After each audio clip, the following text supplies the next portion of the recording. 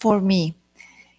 If you remember, in last second meeting, national meeting, my English is not very good.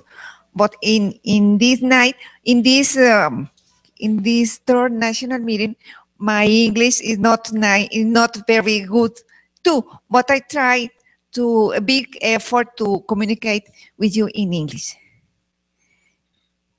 It's a very special moment for the academic life of for my secretary.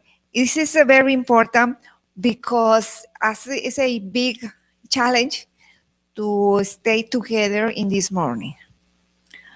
For this reason, our general principal, Maestra Candida Victoria Gil Jimenez, who is following the third national meeting of English teacher. I appreciate the presence and hospitality, Mrs. Blanca Estela Hernandez Nava, principal of this school, Tlalpan 1.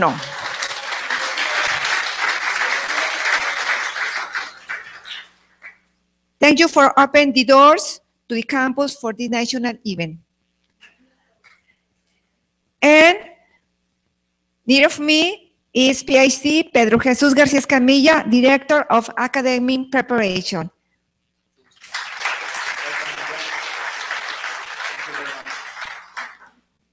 Tomorrow will be with us PhD Adonai Ariel Gutierrez Medina, teacher of School Tamazula, Jalisco, and instructor of the Duolingo learning website, who in this moment he's attending his visa processing because he won a scholarship for U.S. University.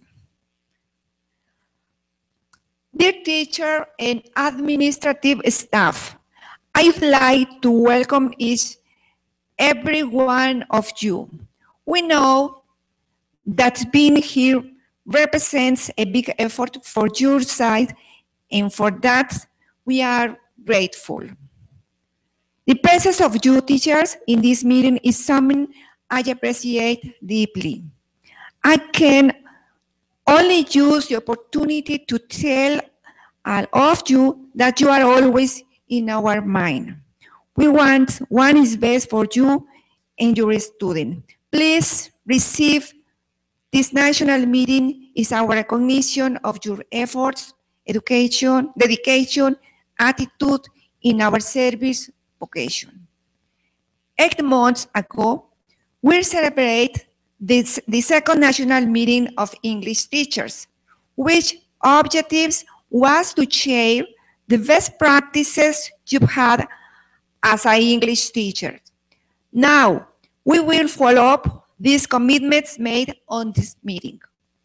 I proudly want to inform you about the advances of the use of Duolingo, which you know is learning websites, created by PhD Luis Bon and Arellano. Every day, more and more students and teachers will use Duolingo as a complement of their English education. That you know, the companies always ask us bilingual students. This is the core from our all academic activities. The approach from our effort is in this achieved that the students communicate in English. I appreciate my complete appreciation towards you for being here. I hope to be a very, very satisfactory experiences for all of us. I am convinced that together we will continue being a living example of the transformation of our students, and we will show that here in CONALEP it means the economy and society of knowledge. Proudly, CONALEP. Thank you very much.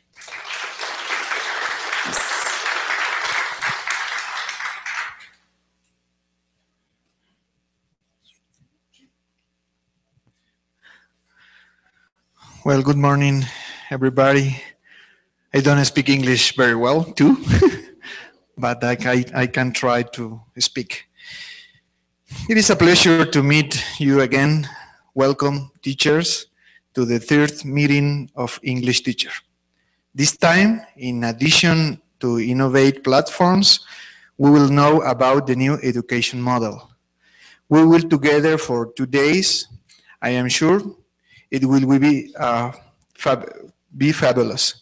In this occasion, the objectives of third national meeting of English teacher is analyze and propose and implement innovation activities with the purpose of incrementing the competence of the English language to every teacher and student in CONALEP.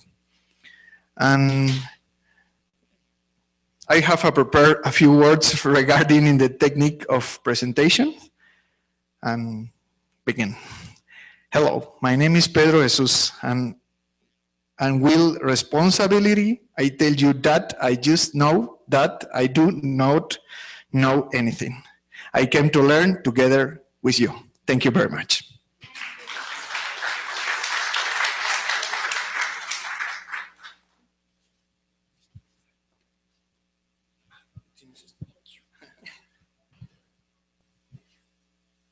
Thank you very much for your messages.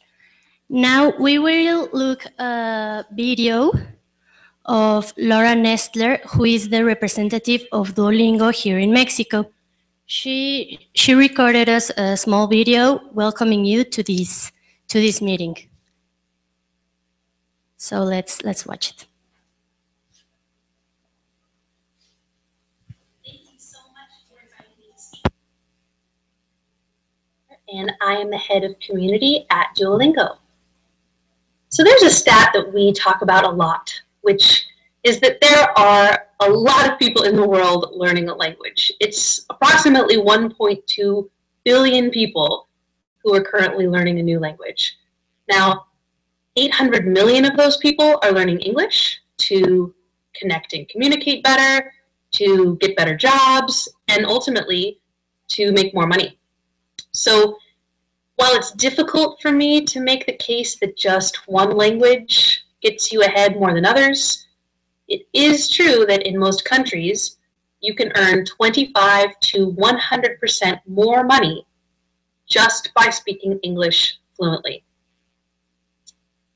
But English is more than a commodity. It has the power to transform nations. It has played an instrumental role in the massive economic growth achieved in recent decades by countries like Vietnam and Thailand and Malaysia. And increased English language education is required to improve the lives of billions of people across the globe. We communicate in English, we negotiate in English, and we sing karaoke in English. Citizens of the world strive to learn English not just to conduct business or education and diplomacy, although those things are pretty high on the list. We learn English just to enjoy culture and entertainment. English has truly become an integral part of life for these billions of people all over the world. That is the reason I am so excited to welcome you today and to be your partner in education as you use Duolingo in your classrooms. You all know that learning English opens the door for opportunities. And though I work with people every single day who have experienced massive success and enjoyment from learning languages other than English on Duolingo, whether we like it or not, English is the most useful language in the world. We may wish that Spanish, German, or Chinese were the international language, but the situation is, wherever you go in the world, the common language will be English. This is true even if you live in a place where there's not an English-speaking person for thousands of kilometers in any direction. We live in a connected world. So even if you live in complete isolation, it's very, very easy to connect with people and movies and music and culture all over the internet. And guess what? Over 50% of the internet's content is in English. The runner-up, Russian, 6% of the content. 6% compared to 51%. And only 5% of the content is in Spanish, and that's behind both Japanese and German. course, you can connect with people in whatever language you are interested in. But English becomes the most useful simply because more people speak it. And I'm not talking about native speakers in the US or Britain or Canada. I'm talking about people who use English as a second language and the power behind that. I'm talking about most of you. For many, English is not their own language, but a language to communicate with other people who also use it as a second language. So English therefore becomes the international means of communication. So even if you live somewhere like Siberia, you can have contact. You can have a lot of contact with people from other countries. And in order to conduct that interaction, generally, you need to speak English. But it is not enough to just want to be fluent in English. In order to actually learn English, you have to like learning English. You have to have really excellent teachers who are passionate and who create engaging learning environments. And that is where all of you come in. You also have to have tools and resources at your disposal to practice. And that is where we come in. And as for the students, they have a responsibility as well. They have to go into it with the spirit of humility and a willingness to make mistakes. That is not easy. To learn a language, you have to have a strange accent. You have to botch your grammar. Ultimately, you have to have a strong motivational reason to devote so much of your time and energy into this skill. To connect with other people who live in different countries, to connect with their culture and their way of thinking is tremendously enriching to anyone's life. And that goes beyond just the 25 to 100% more money that you'll make. The important thing is being able to communicate, because we live in an interconnected world that we all share. Learning English is not just about getting a better job and making more money, although those are very, very compelling reasons. Ultimately, learning English is about communicating. It's about connecting. If you are traveling and you find yourself sitting on a train next to someone who's from Japan, having a common language allows you to speak with each other. And on a grander scale, I cannot help but think that the personal boundary shift that comes from learning a foreign language, the empathy that's developed by botching conjugations and brandishing ridiculous accents, is more important than ever. All 7 billion of us are alive at the same time. And we all have the ability to connect with others who are sharing this exact moment in this enormous history of our planet. I truly believe that there has never been a more important need for understanding, a greater need for empathy, for communication, for breaking down barriers that isolate us than there is today in this exact moment. And chances are, when you're breaking down those barriers, you'll do that communication through English. English for Spanish speaker is the most popular Duolingo lesson plan. It has about 115 million users. And the second most popular is Spanish for English speakers, with about 91 million users. Duolingo is used by literally the richest man in the world, as well as by students in some of the most impoverished communities, including refugees who are learning a new language to resettle and find safety in new countries and cultures that are vastly different from their own. Duolingo for schools is being used in more than 300,000 classrooms worldwide, and I could not be prouder to include the CONALEP schools in that statistic. I truly admire each and every one of you and the impact that you are making in the lives of your students and their futures every single day. You are leaving a lasting impression. Thank you so much for inviting me to speak, and I hope you each have a wonderfully productive conference. Thank you.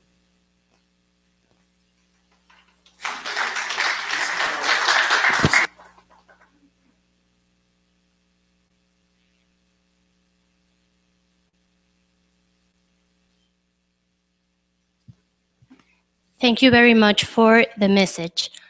Do you have any feedback, teachers, about the use of Duolingo? Have you used it, and what is your experience with the platform?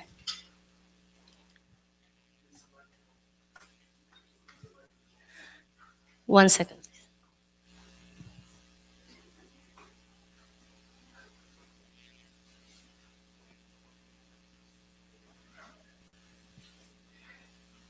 Teacher, can you tell us your name and where do you come from, please? Hi, good morning. Good morning. My name is Elena Freda. It's only Gina. I come from Nacional.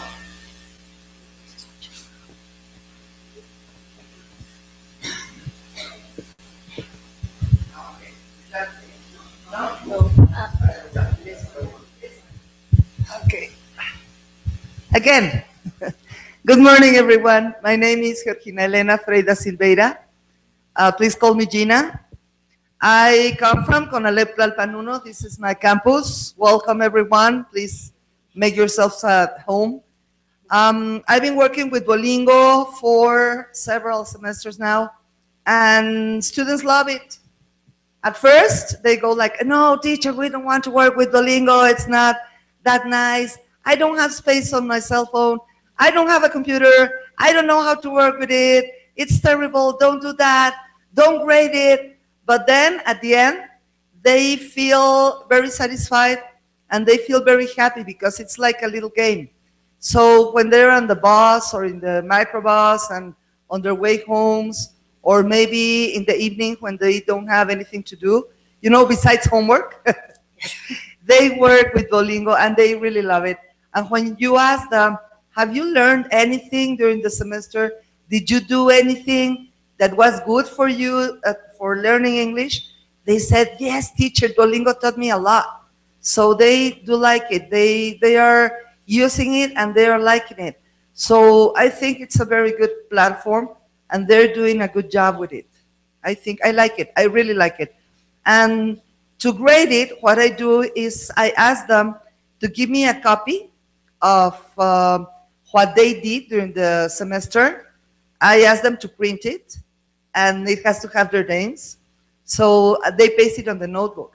That's one way. And the other one is that they show me on their cell phone what they did during the semester and where they're working, in which point they are. So that's the way I can grade Duolingo. So it's a very nice way to push them, right, to motivate them.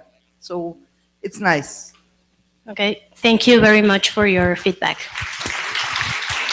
Thank you. 1 second, please. Please, it's great to hear your words, teacher Gina. Tomorrow, with the space with Dr. Adonai, you know, there is the first result about the use of platform Duolingo. Okay. Hope. Thank you. We have a participation Hello. here. Good morning, everyone. My name is Juan Carlos Rodriguez. Call me Juan. And I'm from Gustavo Madero, Conalep, GAM2. And I like technology. I like the new applications from internet. I really like them, and I use them. I have experience with Duolingo, but we need to take care when we talk about Duolingo, because Duolingo is a great tool. It's a nice tool. But even Duolingo is a perfect application, is not for a program, because the program from CONALEP is different. We work with competencies, and Duolingo works with words, translations, no? And translation is from many, many years ago, remember that? We don't use translation. So we must be careful when we talk about Duolingo. I like Duolingo, yes, I love it, but it's not for the program of CONALEP. So there are many other platforms, yes. Do we have to use Duolingo? Yes, why not? No, it's another tool, but it's different. we used to, we need to use the communication with competences. Okay, so I give classes even in primary school, and I think Duolingo even is not perfect for primary school because we teach in primary school not in translation, bunches, lexical methods. We have different methods to teach English, but Duolingo uses translation in Spanish. It's correct. Use Spanish is perfect, but it's not not necessary because we are not learning Spanish or English because we have the double thinking. Remember that, okay? And I agree. Duolingo is great, Okay. but we have to be careful with. It's not the same when we use Duolingo with a program. It's not the program. Okay. Thank you very much. Thank you very much, teacher.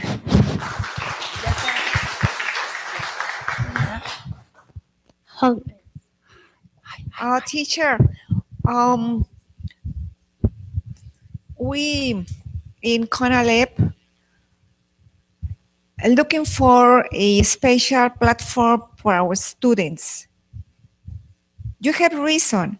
Exists a lot of platform for learning English because this platform has a cost, a high cost. CONALEP and their student have not capacity to invest in an English platform. In this case, platform Duolingo is free. It's not only for English, it's for study or learning other languages like French, Italian, and other. And for that reason, we have to support our acknowledgement, our students, our effort in this platform. We make in YouTube big effort, huge effort for our students learn to speak in English. It's difficult to to combine the different part of platform with our program. If you want to do, is well. I repeat that the same word that I told you a few minutes before. Tomorrow, you know the first result about the use of platform with alumni from CONALEP. It's not easier, but we have a good result. Thank you. Thank you. We have another participation back there. Thank you. Okay, hello, good morning to everybody. My name is Deborah Hearn Russell, and I come from CONALEP Irapuato, about Duolingo. When I opened this platform, I started working with it, and I thought, because it's a lot of repetitions and translations and things like that, but as a teacher, I thought, but what I saw is that the students, they could learn more words, lots of vocabulary, because sometimes when we teach them to some new structures, for example, present or past tense, they don't have enough vocabulary because the structure is the same all the time. But the vocabulary, the complement of the structure needs a lot of vocabulary, and they don't have it. So this tool can help them to learn those words, okay? And first of all, I started doing Duolingo, and I finished it. They gave me they recognized my work there. They gave me a bird, a pajarito, there, and I said, okay, now I did it. And the next semester, this semester, I entered English for schools. And what I did, and the teacher also did because she showed me how, we opened sections. Now we are educators, okay? And we have our groups there. So every time that we take our students to this platform, to the lab, okay, they have to start with a clave. How do you say in English, clave? With a key, and they are in that group, okay. So, for example, I had this semester, I had 10 groups, and I worked with the 10 groups in the platform, okay. And I asked them to reach 5,000 in experience, and they say, "Oh, teacher, that's too much." I don't know, but you have to do it. But if you do it, I'll give you a 10. But if you reach 3,000, you have an 8. So you decide. And they tried to do it. So finally, it was like forcing them to use a platform. And I'm going to tell you something, teacher. Last year when we were here, you told us, we are going to visit the schools. And we are going to ask them if you're using the platform. And I arrived to the school and I told my boss, hey, they're coming to the schools. Suddenly, they are not going to tell us when. So this comes from Mexico. And we had 3 hours a day, a week, yes? And they gave us 1 hour for the platform. It was good and not very good. Why? Because we only have 3 hours a week. So we have to reduce something in our program. Yes? Are you understanding? Yes?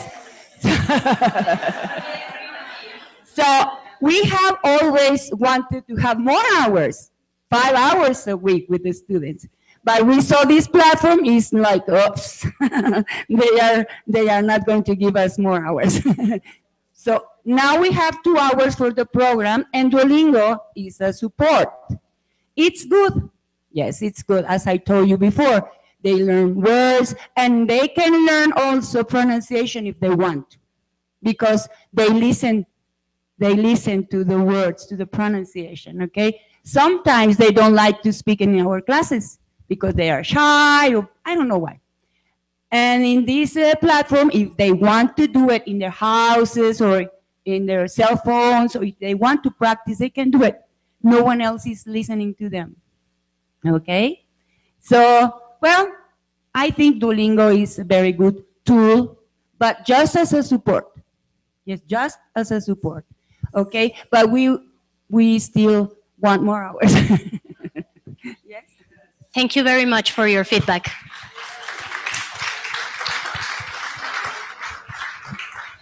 Thank you for the words, teacher Deborah. You have a reason. The platform never substitute the teacher. Thank you. We have another participation here, and then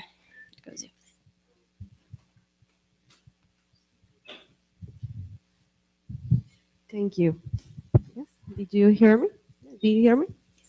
Okay. I think I agree with my partners about the use of the platform. But I would like to add that we can add groups, we can add classes, and the students can join to that classes, and then the platform automatically send you a report of the advance of the progress of your students. And I also use it on the classroom, but we need internet. We need we need internet, and I would like that this program could download and use it. That could be better for me. That's all. thank you.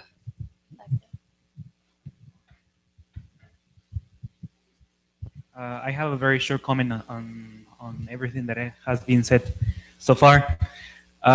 Last year in October, when we were presented this platform, I mean, I have met the platform before, but it was like a national strategy to be used in classrooms.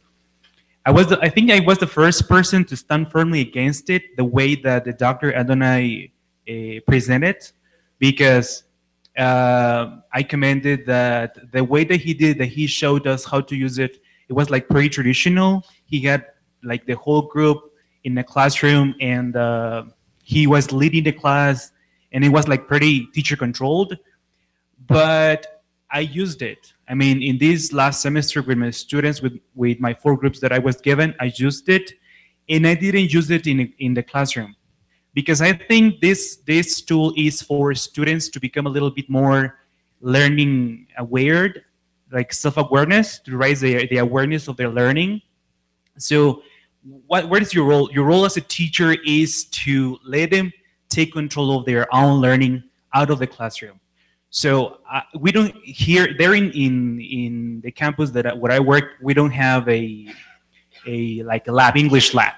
So I was given just 3 sessions in the laboratory, in IT laboratory. I took my students there and I showed them how to use it, how to make an account, how to link their accounts to my account so that I could receive those reports weekly. And I was pushing students to, I was encouraging students to use it weekly. I mean, week after week, I showed the report in where I let them know who were the people who were active during the week. So I kept pushing my students to use it. And I think that even though it has lots of translations and lots of things that I really don't agree with, there is something really, really positive that I will never give up. And that is that students take control of their own learning. I mean, it is not like if I have 30 students, everybody's going to do it. I mean, there are like 15 probably, or 10 probably, who really care about these things. But there is something that I remember from a course that I took last year, and it is that if you do lots of things, and there are like 2 or 3 people who really care about what you do, you got success on what you were doing. That's it. Thank you. Thank you very much. Anyone else? Back there, please. No. Hello, good morning. My name is Swani. Well, from my point of view, this app is very easy and comfortable for us, but I have a trouble because it's the same for my classmate. For example, when I add my pupils in the group, it's difficult because I copy the link and they can't add of this group. I need more capacity of this app, I think so. And other trouble is that my pupils, for example, think that other signatures is more important than this language or this class, right? And I think that it's important. I support this support with this skill or this app, but I need more time, right? But I think that it's very great, this platform. I need more capacity. I hope that in this day you show me the capacity, right? That's all. Thank you. Okay, thank you. Well, we will solve more questions tomorrow with PhD Adornay. He will be here to give a speech and a workshop about the platform. So we will make sure every question is resolved. Anyone else who wants to participate?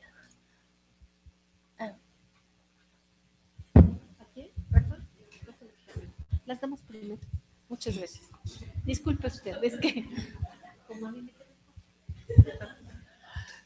Hi, my name is Araceli. I'm come from Tlalpan 2. I have worked with Duolingo since 2 years ago.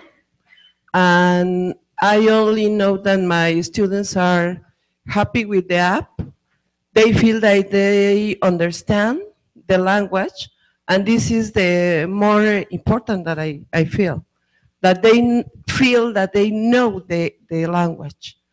If they feel good in the language, they are motivated to continue studying English.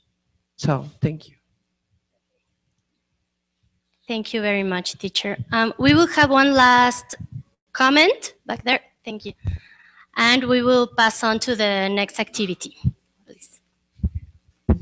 Okay, my name is Enoch.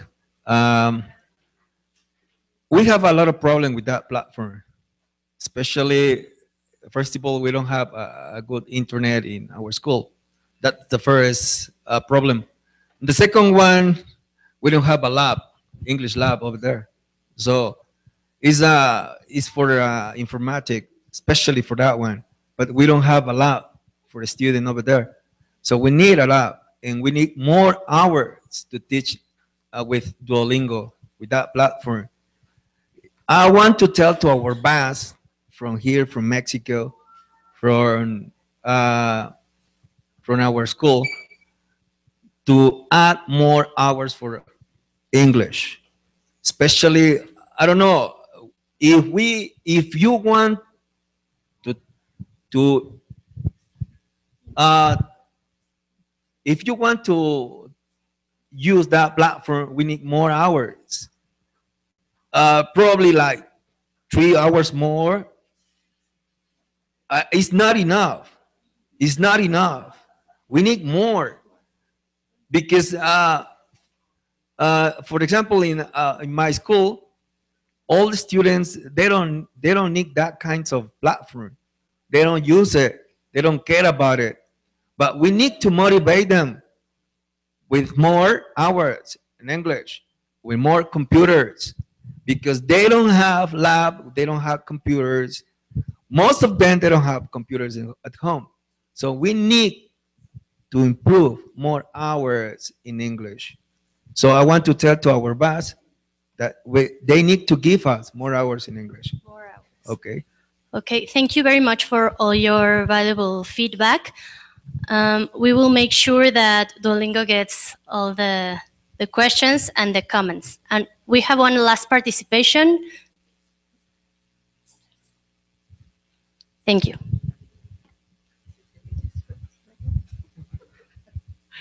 Okay, good morning, everybody.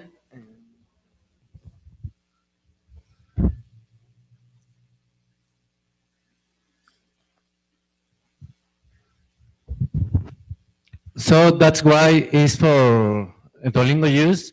I come from Iztapalapa 3, and I work for students who doesn't hear. So that's why for me it's very useful, the Duolingo platform, but it has a lot of problems with my students. I have been learning a lot of things of Duolingo, but I have many doubts about it. So, but the main idea is that for me, for my students who doesn't hear, is a good platform. Thank you. Thank you for your feedback. We will, okay, one last participation, please, here. Hello, everybody. My name is Zuli Gabriela Saron Silva. I'm from Puerto Escondido, Oaxaca. It's a pleasure to stay here. Thanks for inviting us. I would like to say about because I use Duolingo in my first semester, and it was useful for my students because they can practice the vocabulary of different themes. For example, restaurant, vocabulary about restaurant, about trips, and it is very useful for them because they can use it in the dialogue conversations. But I think that have advantage and disadvantage, but Duolingo is practice. And I think that if we can be prepared for this type of courses and we can learn a lot of things, we can apply to our learners. Is the reason that I would like to share my experience with Duolingo, because I use quizzes with Duolingo. And I use a page that is very useful. Johnny with Duolingo is that quiz. Because, for example, on the week, I say, okay, students, you are going to be evaluated each week, and you are going to study the first topics. And they study at home. They can use 1 hour in another business or whatever that they can use internet. Not necessary to have a computer at home because they are very intelligent. They have a telephone, and they say, okay, I have Duolingo in my phone, and if I have a free class, I can practice. And the important thing is that we can do it. It's a lot of job because we have big group, 50 students, and we need to be prepared for that, but we can do it because if we have a good experience with Duolingo because it's practice. And now there is another version that is chatbot, and they can use it. And they say, oh, it's a question. Where are you from? And you can say, oh, I'm from Cancun, I'm from Guanajuato, and another options. And I think that is practice. That's all. Thank you. I'm sorry, we are on time for our next activity, but later on we will have more time for more questions and more feedback. I would like to receive now master's degree Nelly Lopez, who will give us a presentation about the importance of certification in English competencies. Okay. I'm sorry, there is a small change of plans. We'll have a small break of 15 minutes. So if you can go outside and get a few coffee or bread, and we'll be back here in 15 minutes, please. For whoever is listening to us in the live transmission, we will be back in 15 minutes after the break. Thank you.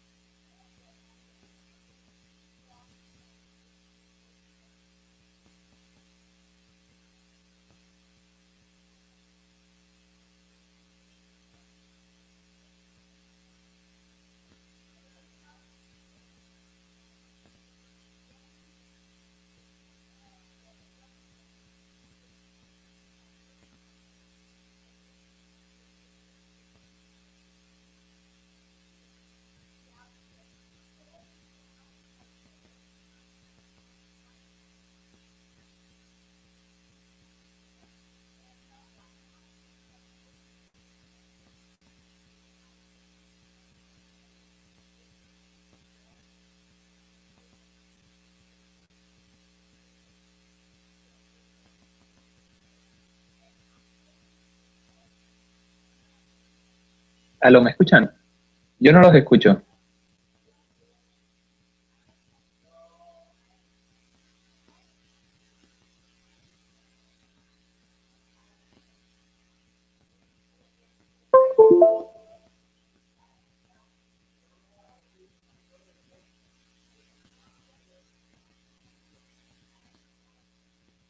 ¿Me escuchas?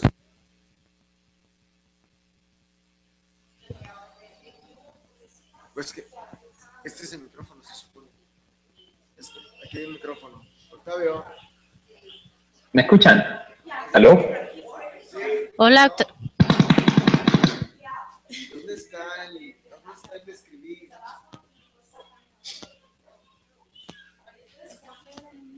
Del frasco ya no hay más.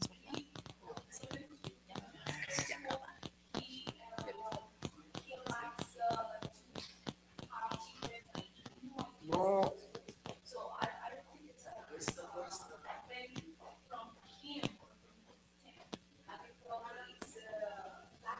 Octavio, ¿los escuchas?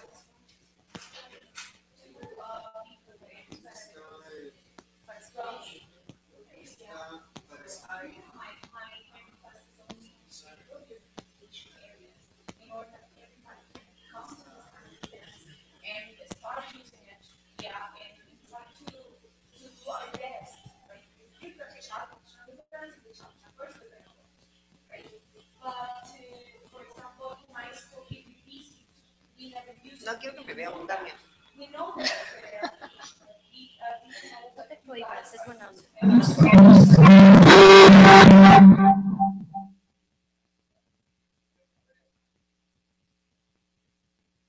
Hola. Acá me ves, ¿verdad? Es que tengo otra.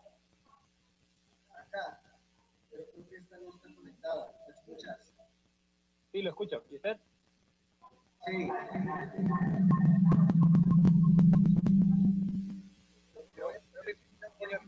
Tiene que mutear alguna de las dos para que no haya eco.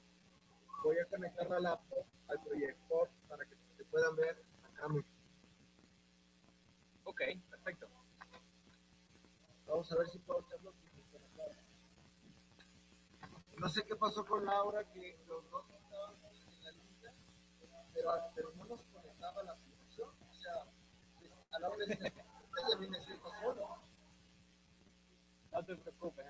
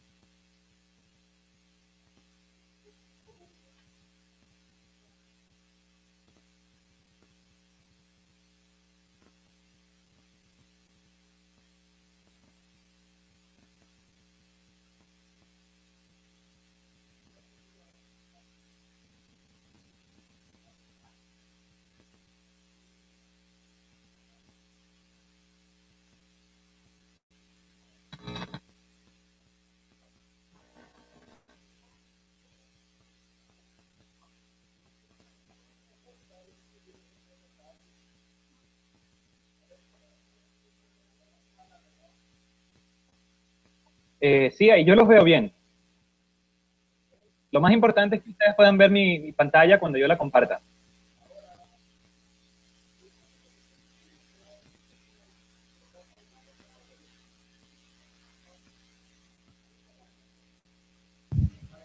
Sí.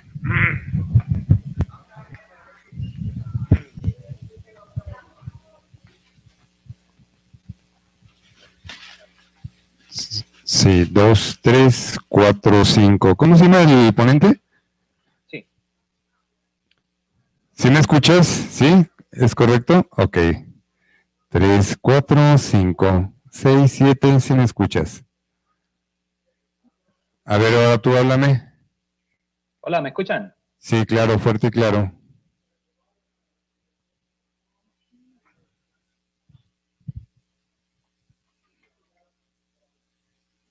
Perfecto.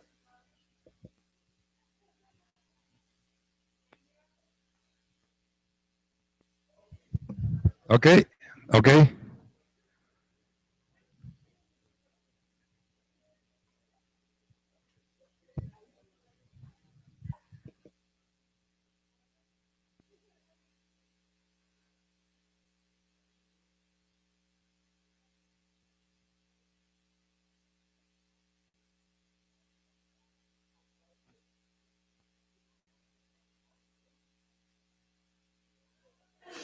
Octavio, can you hear me?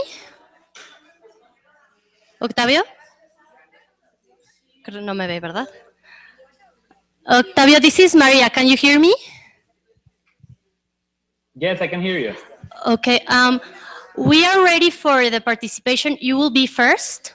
So I will present you and you will give your speech and then Nelly. So is that So I'm okay? gonna go first then. Okay, so give us 5 minutes and I will present you. Thank you.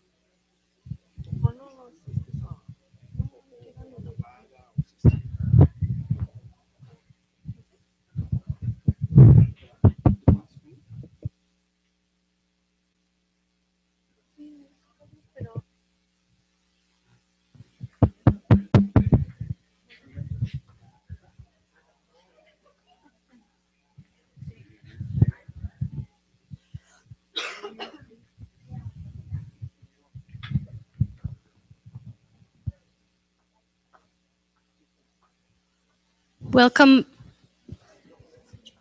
Welcome back, teachers.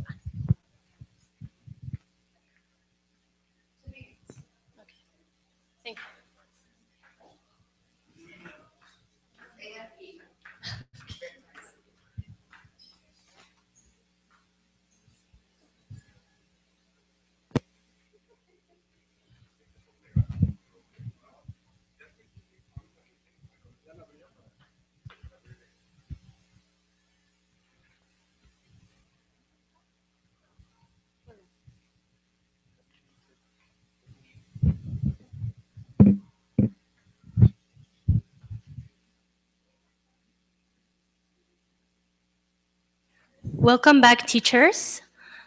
Right now we are going to welcome Octavio Hidalgo. He's from Duolingo. Also, he will talk to us about the Duolingo English test. Later on, we will have a space for feedback and questions. So, welcome, Octavio. Can you hear us? Yes, can you hear me? Yes, fine. Welcome. Excellent. Well, thank you very much, everyone, for being here today. My name is Octavio Hidalgo, and I'm Partnership Manager of Duolingo in Latin America, and as well the point of contact for many institutions internationally.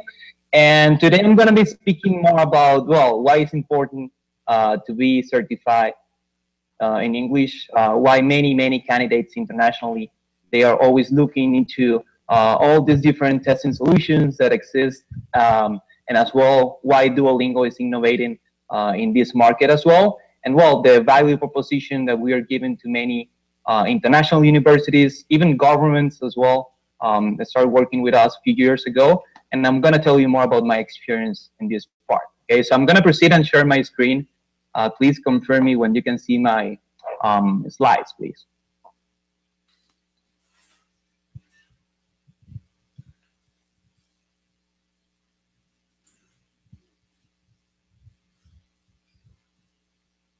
Can you see that? Yes. Yes, we can see it.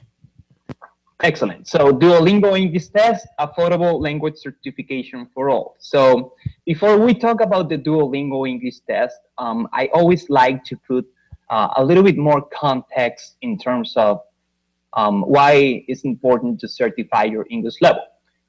As we know, one of the main factors here of why many international candidates are looking to certify your English is because many universities, schools, institutions, even governments, they request the English proficiency as something mandatory. It could be because the students are facing some sort of admissions or graduation requirement. It depends on the market, being honest with you guys.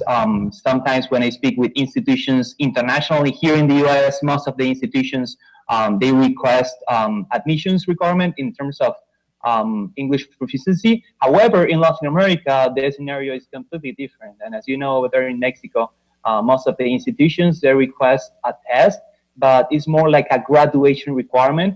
So you can prove that you speak English, that you met with the specific criteria promoted in the university, in the high school, whatever. Okay, so second point, and very important to remark, of why people are interested in certifying their English level is because many professionals, they are looking to get better opportunities in terms of jobs and improving their CV and their resumes. And that's something very important when you are proficient in English, your opportunities, your outreach to enterprises, not only because of my personal experience, I can tell more about this, but because there are studies that mention this part. And for example, in terms of the Duolingo English test, we know that if you include that you are English proficient with the DET, with the Duolingo English test, for example, the number of views in your LinkedIn profile can increase more than 30%. That is something that many young professionals are looking into. And well, last but not least, in terms of the international accreditation, if you're looking to, for example, you want to apply to scholarships or stuff like that, many international applicants need to certify their English level because of this one as well. So now that we know that context, and I always remark that the candidates usually they face an scenario with many different certifications. Okay, however, probably you're asking yourself, well, why Duolingo decided to create the Duolingo English test, right? So we knew about this context, and you guys know that Duolingo is a quite well-known platform to teach and to learn free languages completely for free to the whole world and everything, and that's something beautiful. But we found out a few years ago, and in this slide that talks about our platform, that, well, we have more than 200 million users. We teach more than 20 languages to the world. And when we analyze, for example, those 200 million users, most of them, they are learning English in Duolingo. However, usually when you finish your courses at Duolingo and any other platform and move into the universities and to the schools as well, most of the institutions at the end of the process, or if you like to advance to your next step of your professional career, most of the institutions, governments, and enterprises, they request one of these exams. Okay, I mean, you need to submit like a TOEFL or an IELTS or a Cambridge exam to the institution, well, to unlock your next level or even to meet your graduation requirements. And for us, I mean, for Duolingo, it was quite illogical to not provide to the students something that could be solved through a platform. I mean, at that time, 2 years ago, many of the students, they needed to step back. They needed to certify their English level with one of these exams. And as we know, those exams sometimes will be difficult to take. In Mexico, for example, we know that the TOEFL is super expensive for the students. And we wanted to create something not only affordable, but as well accessible, following the same principles of the platform, okay? That's when we move here and we remark the mission of the Duolingo English test. We always remark that we wanted to provide something not only reliable, but as well accessible and least expensive to the international students, okay? That's what we're currently doing with the Duolingo English test. And I'm gonna mention next some of the features of the exam. At the end of the presentation, feel free to ask me any questions that you may have in terms of this context, how Duolingo decided to create the exam, or in terms of any of the features that I'm going to be mentioning next, okay? So first feature, in terms of the accessibility and, well, the access for certifying your English level. I will say that this is one of the most innovative factors of the platform. We wanted to translate the same principle that Duolingo is accessible anytime, anywhere. So basically today you can learn any language completely for free, anytime on your mobile device. So we wanted to translate that same principle in terms of the certification services that we provide to the institutions, and we did it. Okay, today you can certify your English level anywhere on demand. You only need a device with an internet connection, a microphone, and a camera, so we can check the security and the identity of the candidate. However, we're going to be mentioning that one later on during the presentation. But the most important part to remark over here is in terms of access. You don't need to commute or to translate or to drive or to travel to the certification centers to certify your English level, because today, with the institutions that accept our exam, you can certify your English level at any time, anywhere. And when I speak with institutions, for example, in Mexico, they really like this part because, as you know, sometimes, and I was giving my example to Emmanuel a few weeks ago, and I was telling him that when I certify my English level, I'm from Caracas, Venezuela. And for me, it was very difficult to certify my English level over there, not because of the country situation, but it was more in terms of the certification center's situation. I couldn't find a date. I couldn't find a certification center in my city, and I had to travel to Puerto Rico to certify my English level. So maybe it sounds like an extreme case, but it's something that is currently happening to students internationally, and we wanted to solve that problem, okay? Sorry for that. We wanted to solve that problem, and that's why we decided to create something accessible at any time, anywhere. And well, basically we are creating an innovative solution in terms of access, okay? In terms of the technology that we are currently implementing in the test, we always remark that, well, in terms of Duolingo as a learning platform, we wanted to translate those algorithms in terms of unique experiences for the users. And the test includes something called computer adaptive protocol. Basically, that means that the exam is unique for each candidate. Depending on your English level, the platform is going to adapt, is going to create independent situations for you so we can avoid or fight the false positive results.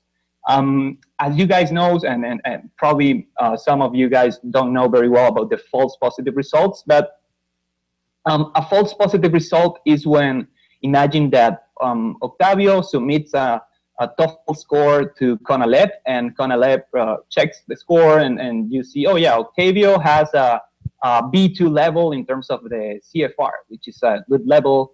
But technically, when you decide to interview Octavio, to interview me, you realize that that's not my real English level, and that's a false positive result. That will happen because the candidates, many times with the TOEFL, they memorize questions, and sometimes there are other cases more extreme that they receive additional help or someone taking the exam for them. And in terms of fighting that and avoiding that part, we decided to create an adaptive technology inside of the test. And the first pilot that we did of this technology, it was here in the US with Harvard Extension School. And for them, it was very important to have something to avoid those false positive results. As well, I'm going to be mentioning at the end of the presentation something very unique about our proposal. That is that the exam, besides having that adaptive technology, as well includes an spontaneous interview. So depending on your English level, what I want to remark over here is that all the experience for the candidates are going to be unique. So basically, we are providing something custom made for them. Okay, so moving forward, in terms of the acceptance of the test, this is something very important for the institutions that accept our exam, is that the Duolingo English test is correlated with the TOEFL and the IELTS. We have all those studies, the concordance tables, and at the end, when the institutions decide to partner with the Duolingo English test, is more to accept something that is more innovative. It has different technologies and could solve many of the problems that other certifications may have, okay? Correlated with the previous point, and in terms of the CFR, you can imagine that if the Duolingo English test is correlated with the TOEFL and the IELTS, at the same time, the exam follows the CFR, okay? The scoring range that we follow is between 0 to 100. Basically, we do take care of the 4 linguistic skills. Basically, we do evaluate the vocabulary, closed passages, listening, transcriptions, speaking, recitation, audio vocab, and as well, at the end of the exam, it has included an spontaneous interview.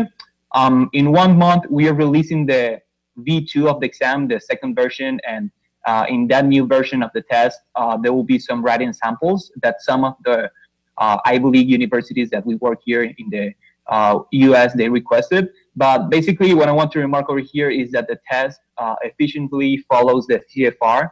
Depending on your English level, no matters if you are an A1 or a C2, and you are super really good in English, the exam is going to adapt for you.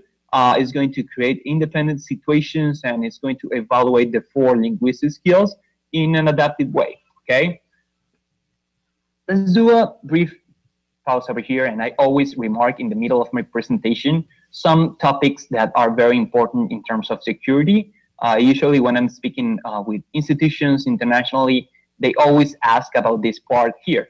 They always tell me, hey, Octavio, I really like the innovative approach, the new technologies, how you are like solving many of the barriers during the application process, or, well, the graduation requirement for the students, because this is a problem that we're having with other exams that we are offering to our students. But how does it work in terms of security and the integrity of your exam?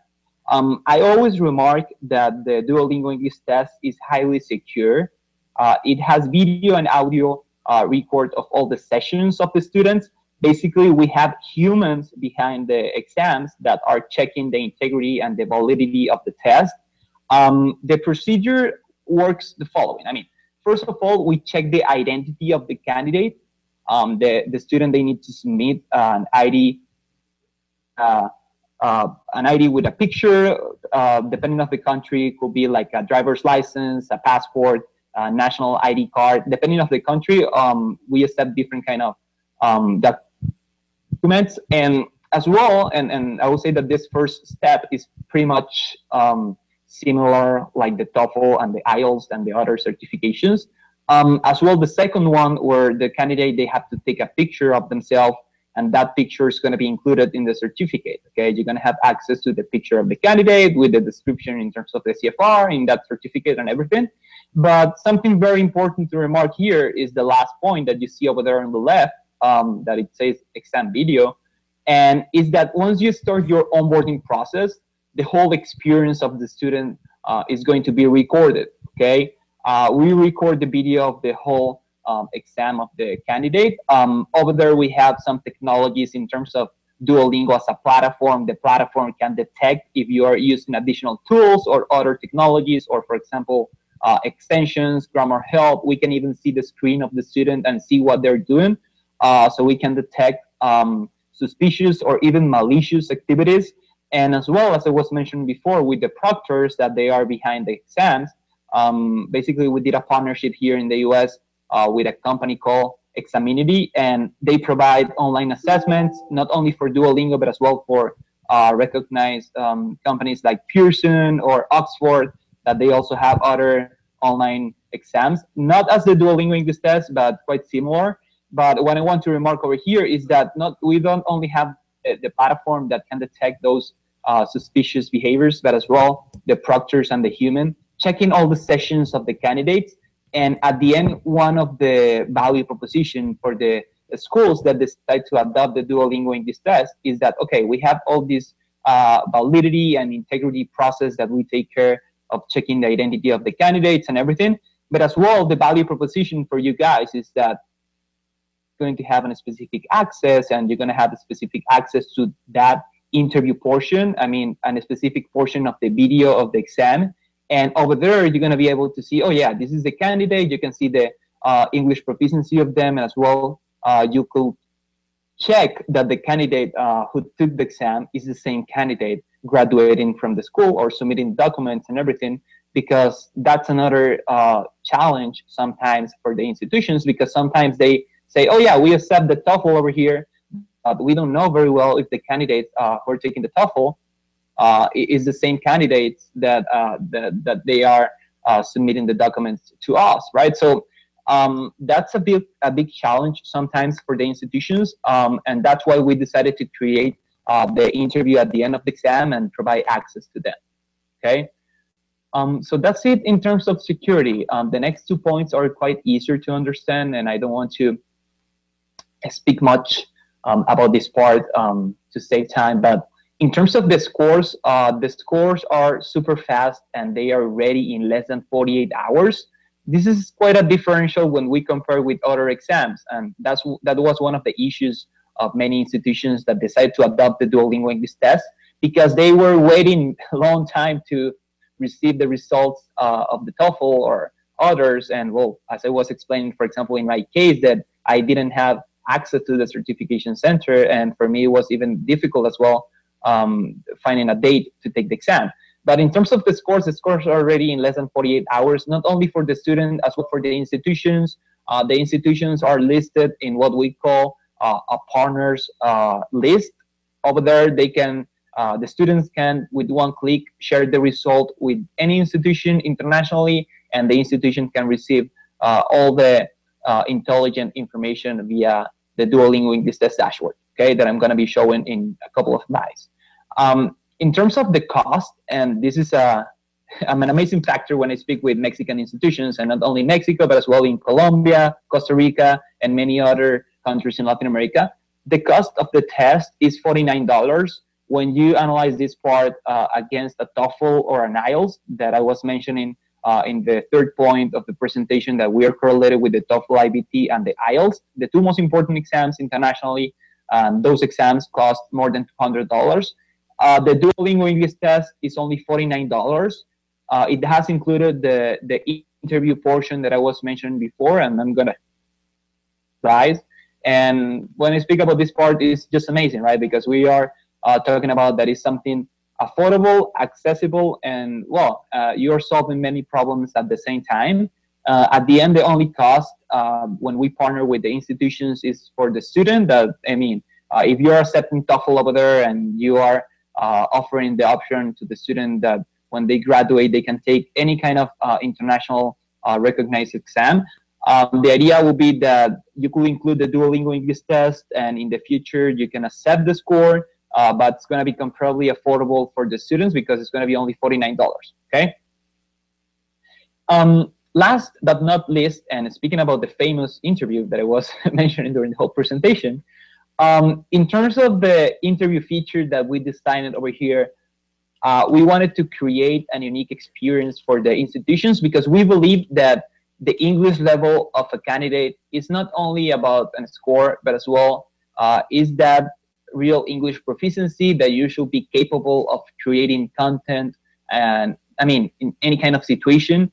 And that's why we created this extension, as I was mentioned before, with the example of Harvard here in the US and the false positive results and everything.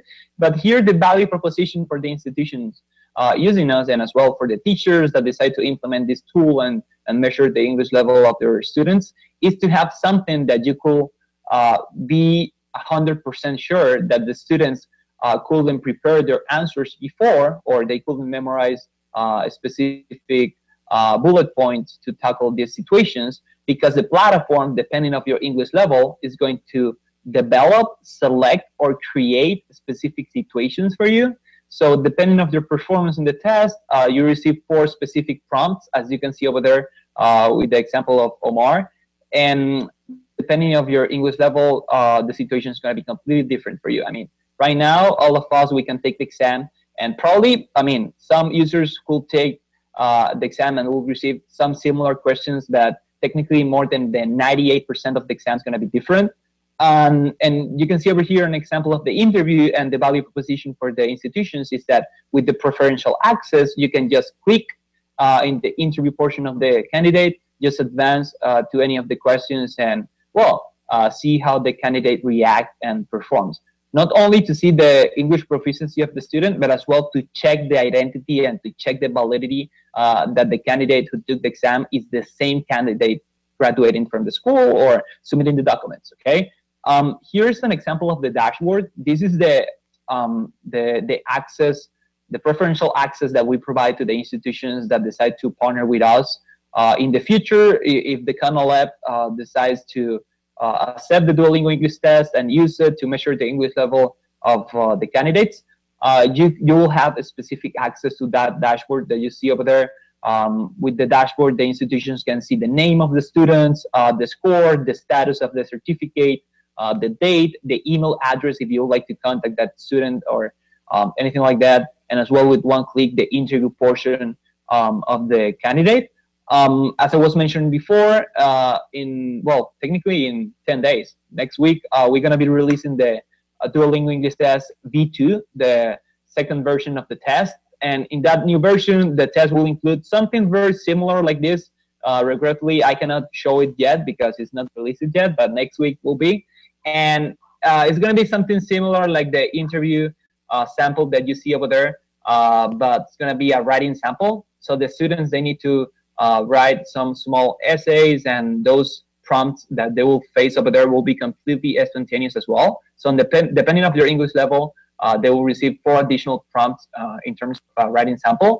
And the institutions will have an additional column over here, and with one click, you can access to that writing sample as well. So you can see how the candidate writes, right? So that's pretty much it. I don't know if you want to leave this space for additional questions, or would you rather doing the questions at the end after Nelly's presentation? Right now, do you have any questions or any feedback for Octavio, teachers? Okay. Excellent. So I'm sorry, Octavio, we have one question here. Yes. My question is that when the students graduate from CONALEP, they're going to have the this kind of certificate with the same certificate of bachiller, or is another kind of certificate that they have to hold along a part of his own certificate of CONALEP?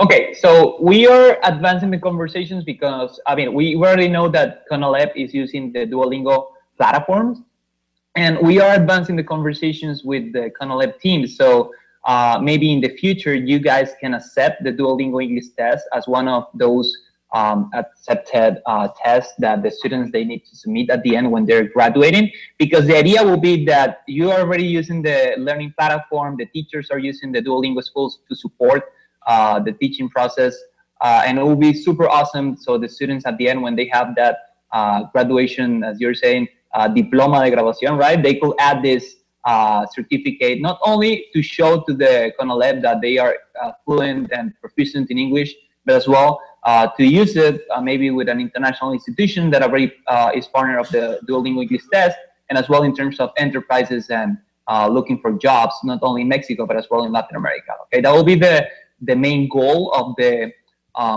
project that we are exploring with CONALEP.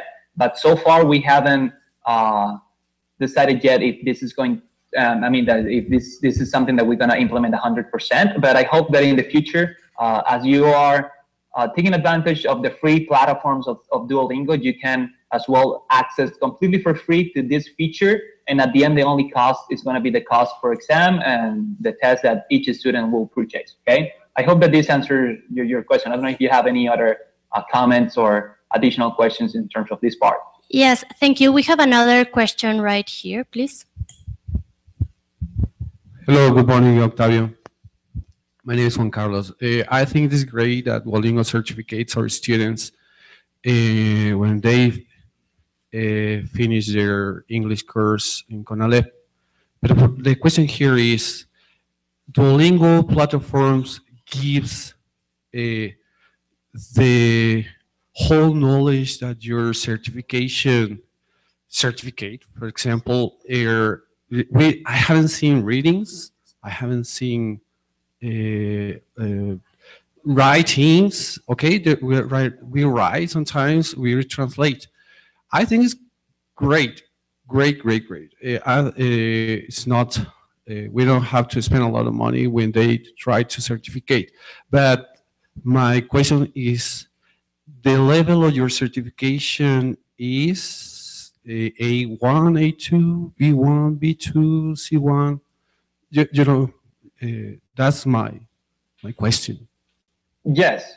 So yeah, that's something very important, and thank you for remarking that part. So it's very important to understand that, well, the thing that we are discussing right now, the Duolingo English test, is something different than the learning platform where the students, they learn English and, well, as well the Duolingo for schools, because those content, they, if I'm not wrong, they go through B1 or B2 in terms of the CFR, okay? And in terms of the Duolingo English test, we do evaluate from A1 to C2. Okay, that means A1, A2, that will be the basic, or the intermediate or medium levels, B1 or B2, and as well the more advanced or proficient, that is C1 and C2, in terms of the CFR.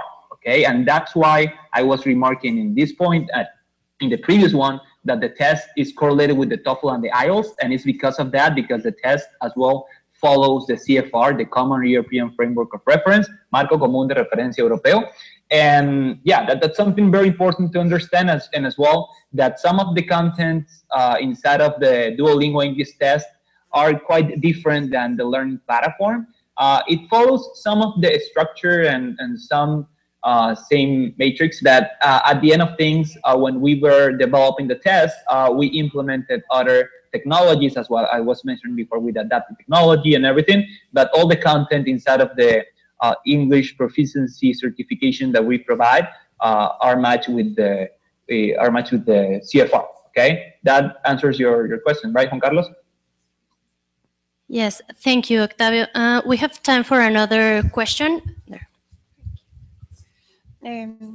Good morning, Octavio. I have a question. I lost at the beginning of this information. I would like to know for who kind of students is exactly this kind of certification. Could you support me, please? Do you mean the age, the normal age for a student that should take the exam? That's what you mean?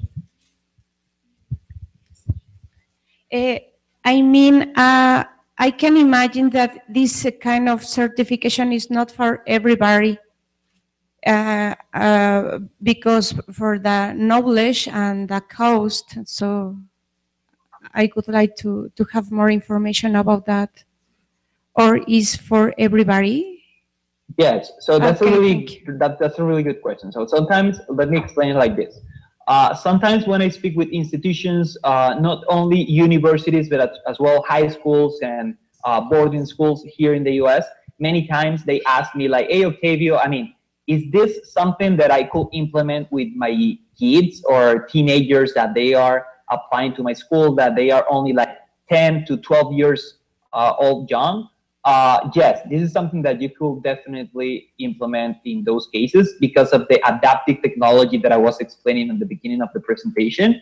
At the end, no matter if this is something that you are implementing with teenagers, young professionals, young adults, at the end, the beautiful thing about the Duolingo English test is that with that adaptive technology, no matters your English level, no matters your age, the platform is going to adapt for you, is going to create independent situations for you to measure that English level in terms of the whole spectrum of the CFR. Okay, no matter if the young professional is A1 or A2 level in terms of the CFR, the Duolingo English test can adapt for them. It's the same exam, you pay the $49 and you take it, and the platform is going to understand and is going to understand that performance and your English level and will create equations for you. And imagine another case that this is another young professional. He's like 25 years old and he's just graduating from the university over there, and he has like a more advanced level, like a C1 or C2. At the same time, that person, that candidate can take the same exam and the situations will be different for them. I hope that this answers your question. I don't know if you have any other comments in this part specifically. Thank you, Octavio. Can you mention us the thing with the discount for taking the test? We have an agreement on that, right? Yes.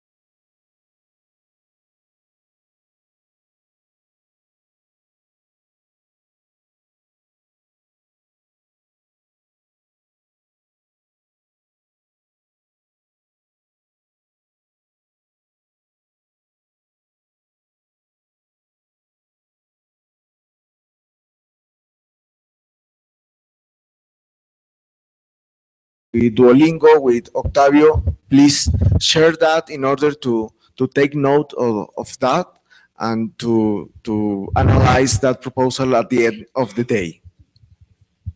Not only questions. I was about to say that well, you guys have my contact information. Feel free to share that with all the participants today. And if you have like further questions or proposals or anything like that they would like to explore in terms of the Duolingo English test, I will be more than happy to be in touch with you guys. Okay. Okay, thank you. We have one more feedback here. Good morning, Octavio. My question is about the time. How much time need the students to get a C1 or C2? That's a really good question. So depending, and that's something, it's very important to understand that what we were discussing today was the Duolingo English test, not the preparation for the Duolingo English test, okay? So In terms of the preparation, we provide something that is called a quick test. So technically, the students have access to that quick test, and they can practice as many times as they want, so they can understand better what kind of topics, questions, or situations they will face in a normal scenario of Duolingo English test. However, you can imagine that the situation will be independent and unique because of the adaptive technology that I was mentioning before. But we don't have like any kind of study that will say, oh yeah, in order to have a C1, you need to practice this, because at the end, what we are offering to the institutions is the test. So the TOEFL, TOEFL, if you speak with someone at TOEFL, they will say to you, you have to study as many hours in order to get a score. It's pretty much the same over here. We provide you with a specific access so you could practice and understand better your English level. But at the end, in order to get that English level is in terms of your preparation, how you practice, where you're learning, if it's at CONALEP or in a other professional institute. We leave that open to each participant. But at the end, what we decided to create was something to measure that real English level. I don't know if that explains a little bit more in terms of your comment over there. And in terms of the Duolingo learning platform, for that one, we have studies that, for example, it says that 34 hours of Duolingo is equivalent as a semester in university. But for example, in terms of the Duolingo learning platform and Duolingo schools, Duolingo only reaches B1 and B2 in terms of the CFR. That's something important to understand as well. With Duolingo only, you're not going to be able to reach a C1 or a C2 level of the CFR. To understand, and that's why in terms of the proposals that we do with Duolingo only to teach languages and to support the process of the institutions, we use it as a blended learning tool. We believe that it's very important, that teachers, as you guys today, support the learning process of the students in the classes, right? Because at the end, if you want to reach like advanced levels of language, you need that person interaction, okay? That's why the platform is more like a support in terms of that part. But it's very important to understand that those are two different products, okay? And today we were speaking about the test and the test as a whole, okay? I don't know if you have any other comments or questions in terms of this one. No, yeah, I see a hand over there. Thank you. Thank you. Before the question, the comment that you said, Octavio, is very important, because in other events we had this question about which level can I get with Duolingo? And this is the answer. We can get to B1 or B2. That is the target of our level of studies. We need bilingual, intermediate bilingual students. So I think that is a great response of you, and we would like to have, as asking, we would like to have the studies or the proofs of that you just said about B1 and B2 with Duolingo. Do you have that material? Yeah, I think that information is online in the Duolingo website, and if you cannot find it, I will be more than happy to send it with you to you as well, the white papers and the studies that I have over here. Okay. Thank you. Yeah, that's something very important to remark, and just to have the full spectrum of the whole presentation that I did a couple of minutes ago. The idea here, and I know about those goals. Usually, that's a normal trend when I speak with different institutions. They're always looking to certify their candidates that they have a B1 or B2 in terms of the CFR. That's what they're looking for. However, when you think about the solution in terms of the Duolingo English test, at least you're going to be aware and you can know that if you have a candidate that is more advanced and they have a C1 and C2, at the same time, the same exam is going to work for them, because they can take it and the platform is going to recognize that English level and will create those independent situations for in order to evaluate them. Okay. Thank you, Octavio. We have one more question over there. Yeah, Octavio, good morning.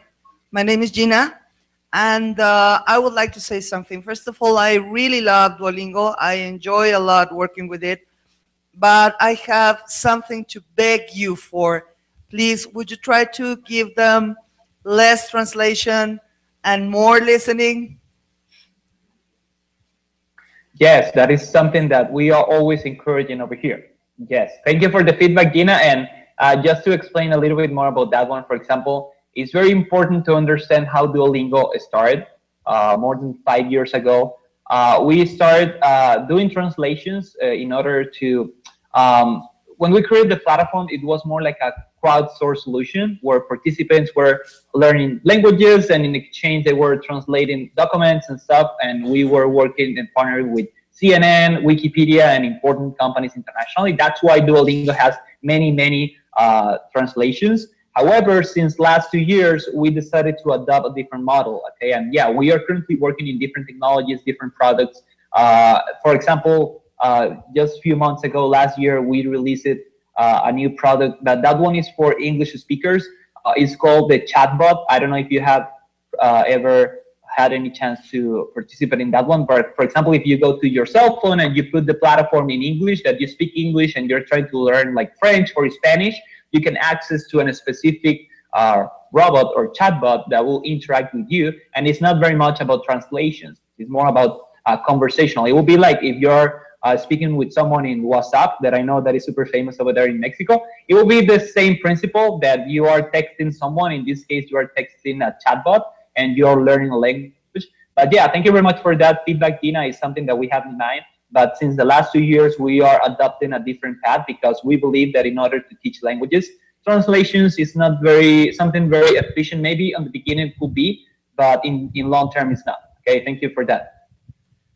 Thank you, Octavio. We have one more question over here, please. Sure.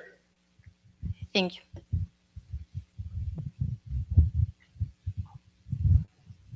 Good morning. We need the internet to practice on Duolingo. Could it be possible to download for free in the future? So I know that, well, I'm not the right guy to ask a lot of questions about the learning platform, being honest with you. I know a little bit about that one, but I'm more expert in terms of the Duolingo English test. But for example, in terms of that question, I know that you can download a specific portion of Duolingo, so you can use it offline. But yeah, for example, we are working in different projects, and we know that we wanted to release in a couple of months a different product that you can download, like the whole version of the whole Duolingo 3, so you could access it to without an internet connection. But as well, just for your context, it's very important to understand that Duolingo works with specific algorithms and learning machines that basically we can detect the performance of the candidate. We understand how to motivate them, what are the words that are weak, for example. So that's something very important to understand, because if you do that without an internet connection, at a certain point, you're going to need to connect to the internet so the cloud can update and we can receive that information, okay? But so far, if I'm not wrong, the first lessons, you could download it and you could use it offline, but until a certain point, you need to, you need an internet connection to interact with the further lessons, okay? Thank you, Octavio. We are getting close to the end. We thank you very much for your intervention. It was very rich intervention. I think all the questions were resolved. Is there any last question or comment you would like to make to Octavio? Okay. Thank you very much, Octavio. No, thank you very much all. Thank you for all the time and for being here today. We're super excited and enthusiastic about this opportunity with CONALEP. I look forward receiving your comments. If you have any questions, feel free to send it in Spanish or English. I speak a little bit of Portuguese. I'm learning with Duolingo. And I look forward being in touch with you guys, okay? Thank you very much for your time, and feel free to have my contact information over there, okay? Thank you, Octavio. Bye-bye. Take care, guys.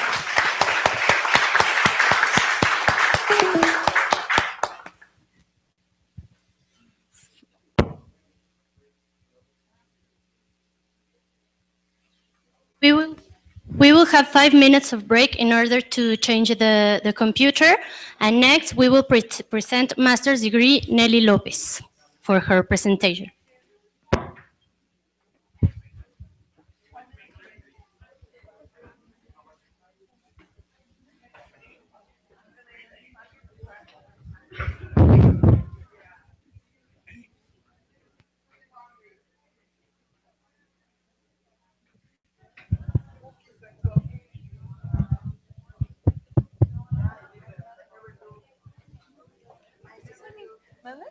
Ah, porque les dieron 5 minutos de break. Sí, en lo que esta Nelly prepara su presentación. Hola. ¿Qué Acabo de dejar un poquito. Sí. Ah, bueno.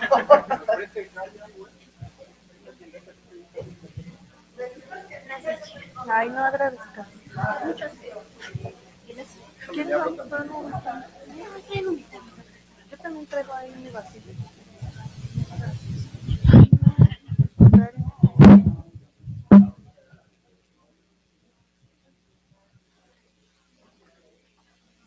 ¿Cómo interpretas?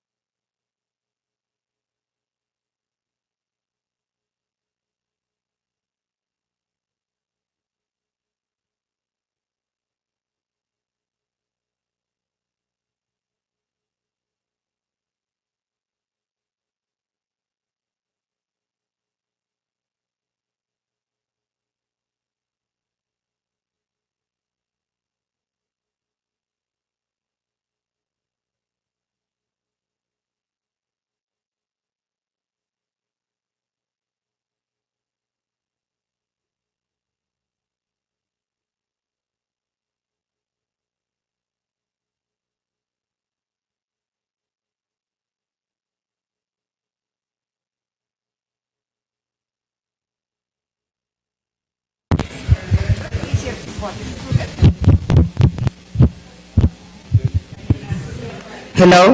Yeah. Are we ready? Hi. How are you? How do you feel today? Good. Well, my name is Nelly. I come from Oficinas Nacionales and at the area certifications. So now, besides Duolingo, I'm going to present some certifications that we have in CONALEP, and the students and the administration staff and the teachers has allowed to do these certifications. So the certifications are in competences. The most certifications that we have or that we give to people, to external people and internal people, are for competences. But we have, we also have English certifications, and that's what I tell you about. The purpose of this presentation is to talk about certifications, options of skills within the reach of the CONALEP community. That, how I said, is for academic staff, teachers, and students. There are 2 points to propose: assist in the professionalization of teachers and administrators by aligning their competitions to national and international standards, backed by the certification with recognition by productive sectors, and give a value to training of students in the CONALEP system, obtaining certificates of labor, digital, linguistic, or accounting skills with national and international recognition that facilitates their job. You know, or you listen about, you have been listening about labor certifications? Yeah, conocer, like conocer? Well, we work with that. We work with English certification that are linguistic certification, and we work with Microsoft that are digital certifications. These are the modalities of linguistic competences. We have CENI, that is a national certification, and we have DINET, that is an international certification. How I told you, these are besides, these certifications are besides Duolingo. You can use the tool Duolingo, and then you can apply to these certifications. The national certification that is CENI is provided by the GAIR. This is the direction or the principal entity that provide this certification. And if you have an international certification, this direction can revalidate your certification. CENI is the official way in Mexico to recognize all the languages, knowledge, even if those were acquired with any test center, national or international. There are some test centers like Cambridge, Trinity College, London, etc. Some characteristics of CENI are that the English proficiency certification issued by the GAIR or CEP is the same. Management flow and evaluation instance accredited by the GAIR. Evaluating instance assigns reviewers or interviewers. National recognition tied to international frameworks. Delivery in 3 to 4 months, the certification. The payment include assessment and certification, is the evaluation and certification, and the document can be like the certification can be a document issued or certificate or diploma. It depends of your scale of level. Test Center provides evaluation tools and delivers detailed results by candidate, as well as certificates, certifications, or diplomas as appropriate. The assessment contains these elements. It evaluates oral comprehension, writing expression, oral expression, and writing comprehension.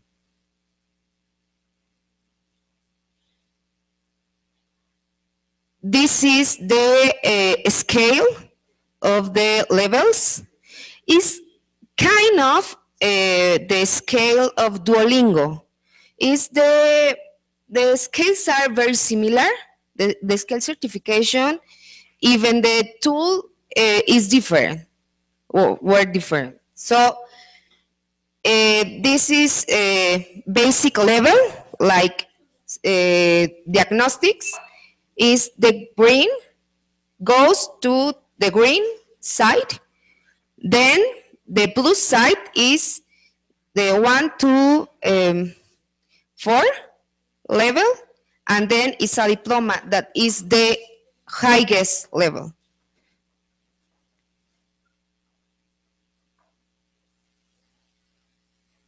This is the certificate. This process or this assessment is it works like if you want to take the evaluation for a specific level, you can say, I want to evaluate in B2 or B1, and you go and you present your exam in this level. It's not like Duolingo or TOEFL IBT or whatever certification you want to. This is like if you have, you have the level, you go and you present your level. Those are some test centers, some entities that provide this certification.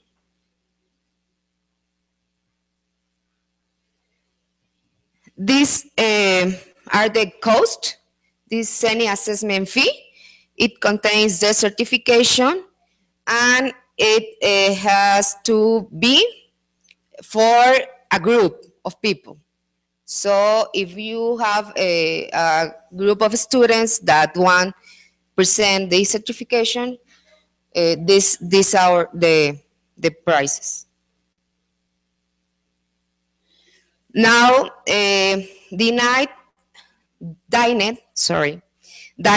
is a different certification that is international certification, but how I said, it can revalidate with CENI.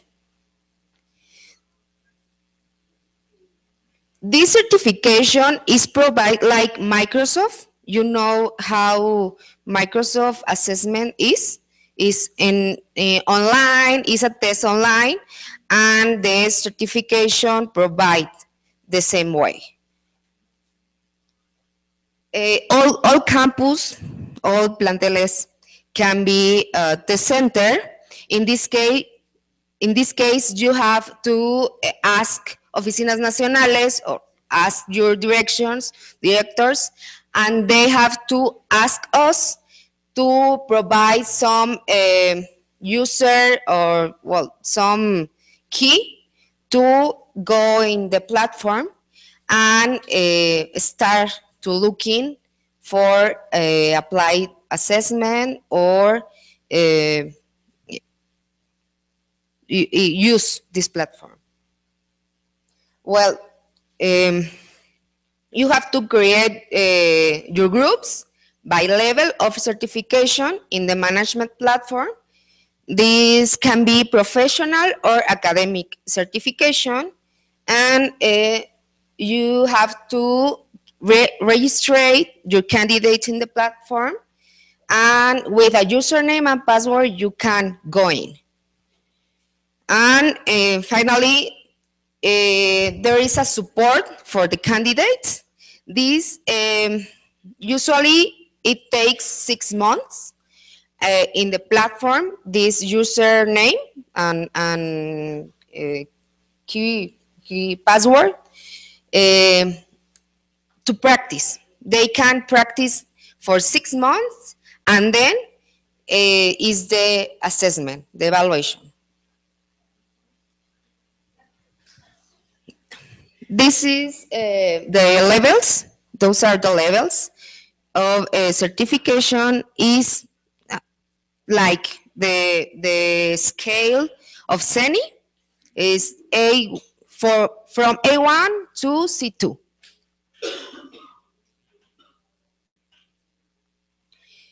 The process implementation is this. First, installing the software on the device, the computer. Then the application, a placement test, we call the beginning test, the placement test, the first placement test, because it shows you how you are, in which level you are. So this platform apply this placement test, and then you can start practice in this level to improve your English. The platform will assign the lessons to study according to the level of knowledge they have. This allows the user until 6 months period, how I said, to focus on the necessary lessons to certify the level that had been recommended. And finally, at the end of the 6 months, the lessons that have been assigned to the candidate is the final exam or the output placement test that they present.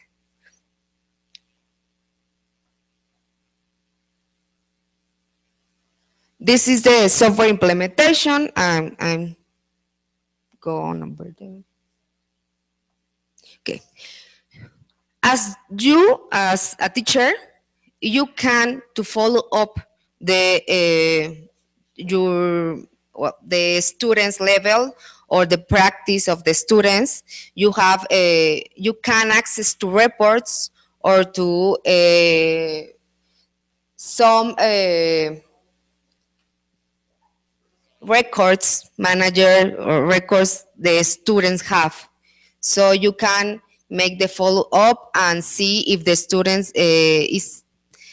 have an advantage or have the level to the exam. Those are the benefits. The programs have a variety of games, lessons, and exercises to make the course more dynamic. The teachers have an admin panel to review the progress of the candidates. Do not need to have deep knowledge of computing to use the platform. The system provides a variety of reports of progress. DINET has a support specialist group of professionals in academic and technical subjects. Is available 24/7. If you want to go in at the night, you can use the platform. And it has an app for iPads, and you can use in the iPads. Sorry? Yeah, now I think that is only for iPads. Yeah. No, I think that is both. I don't know. I need to ask. Yeah, to check, because is this platform is in like improve in how do you say it? No. We don't have teachers evaluating yet in this platform. We are in the basic status. Yeah, testing. We are testing. That's the word. Oh, yeah. Thank you. Yeah, you can go in the at the link in this slide. Sorry. Yeah, no. It has a cost. It's kind of Microsoft. It platform provide us from Pearson View. Do you know Pearson View? Well, this platform provides us from Pearson View. So is the process is kind of Pearson View, kind of Microsoft. I think I think that in the next slide. Question here. Do you have a question? Just let me. I just want to comment something. Like about 2 years ago, our boss told us or asked us to start working with this platform, and we were working. I did like I don't know how many hours there working with Dynan. I don't know if other schools did it, but we had to do it at Conalep Irapuato. But the thing is that when we finished, we did the exam and etc., and we never received the certificate. Never. Never. If you could, I have all my Dynan. if you could send us your evaluation or some record you have, and maybe we can help to looking for your certification. Yes, I will. I Yeah. will. If you give me the Send to Emmanuel. Do you have the email? Well, yeah.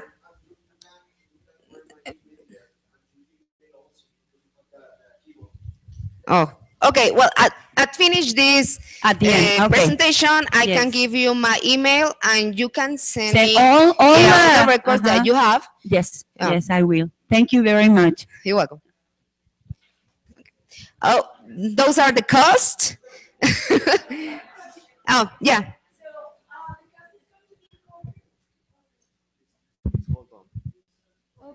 So I was wondering if you guys are going to cover that cost, of Dirección Estatal is going to cover that cost, or every teacher must cover that cost? No, I don't know. I don't know what kind of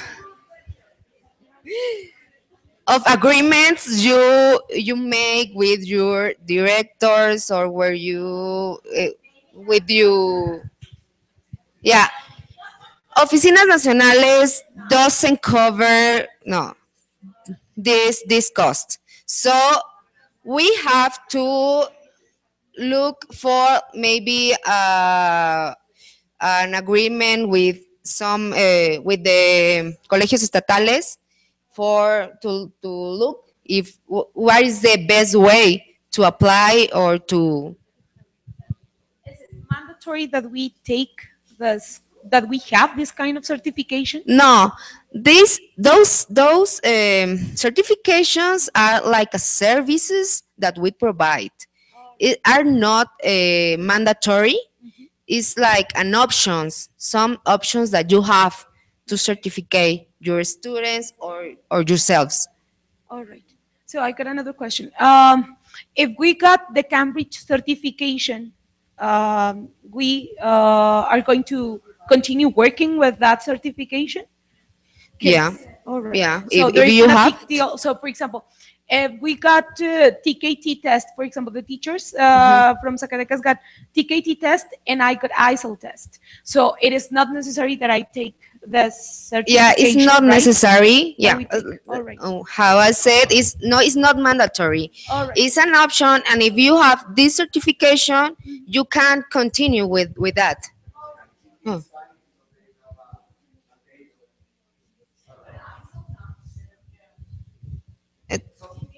So sometimes for some interviews or some applications, you need to have a certificate that is, I don't know, 2 years ago at the most. So every 2 years you have to have a new level, a new certification with your level. It's different in every Yeah, in in every application. yeah, Yes. in every Okay. state, it's different. We have one more. Yeah. Hello. It's me again. Sorry. But remember, we have to be aware of the level of the English that we have and the competency that in teaching the language. So we have to be certificated into in both ways. So your level of English and your teaching English level. Okay, for example, there are TKT1, TKT2, TKT3, your practical. So that's let me tell you, I work in primary school too. So primary school they have economical part. I don't know an English word, but they cover the total cost of the certification. I don't know, it's different. I know it's different. It's different. But if it's possible in primary schools, why not is possible in these high levels? So we need to That we rethink. cover? That we They cover cover? it 100%. They give the courses and they pay the certification. So as you know, right now, the high, intermediate, high level schools or high school is a basic. It's a basic level two. So why not give the same? Why not the institution cover the total, the course, and the certification? I know it's not easy. Right now, we know that from the high levels, they cutting their economical the response. No, thank you. It's easy question because of the budget. We don't have any budget. If we had any budget, of course we will use it for this. And I think that 5 years ago we had some budget in the direction that is working Nelly and myself, and we were supporting some of the cost of the certificate, not all, I think. Yeah, and like Emmanuel said, in years before, we give some states, some colegios estatales support or some vouchers. You know about vouchers in Microsoft certifications. Some state didn't use it, so we have to to locate these vouchers from another states. So in this moment we don't have a budget, we don't have money to give you that support. So we have to looking for some tools like Duolingo that are free to practice and to improve the student English and the teacher's English. Yeah, I know we have because I I don't have to this. Yeah, it's like you. So it's we have to pay the certificate, but is the lowest cost that we will find in the market. You know, I think, well, I did my research, and you know how TOEFL costs is like the double of this or triple of this. 5,000 pesos.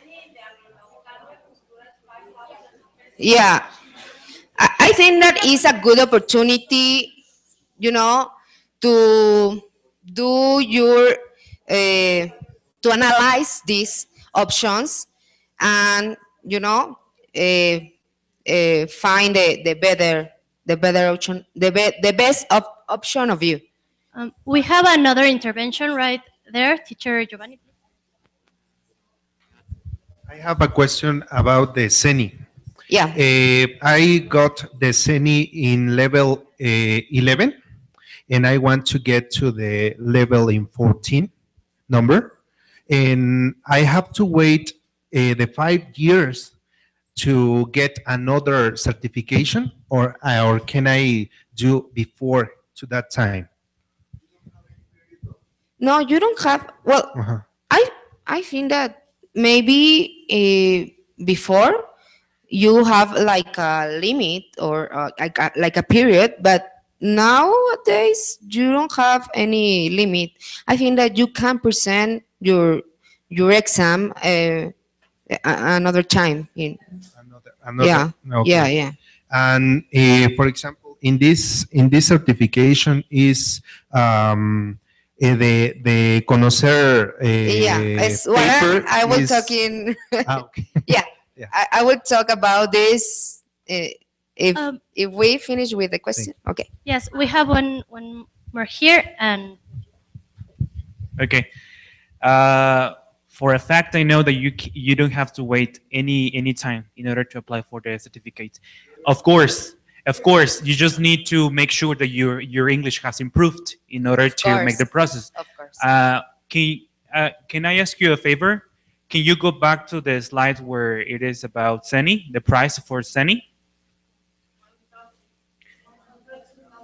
I didn't understand pretty well the cost over there, because it said that if you presented there in Mexico City, it is 1,250 per person, right? Yeah, because we have to pay the travels. Okay.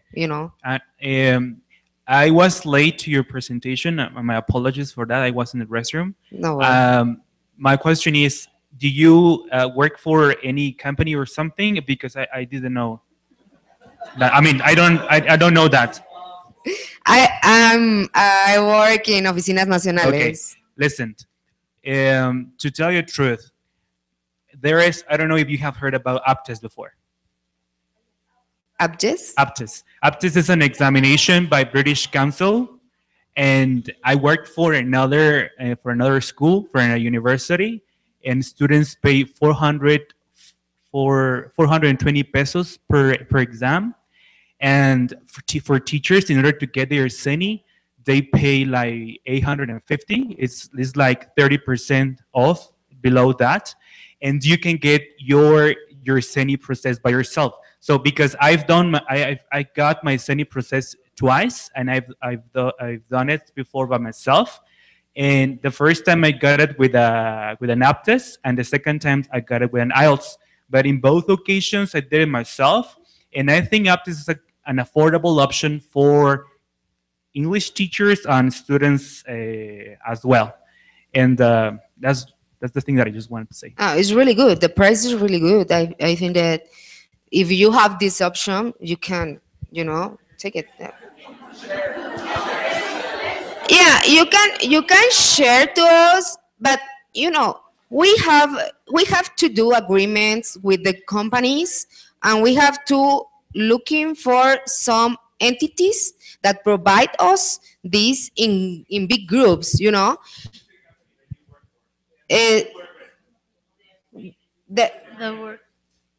That one, Pearson. Pearson is the one that we are working with.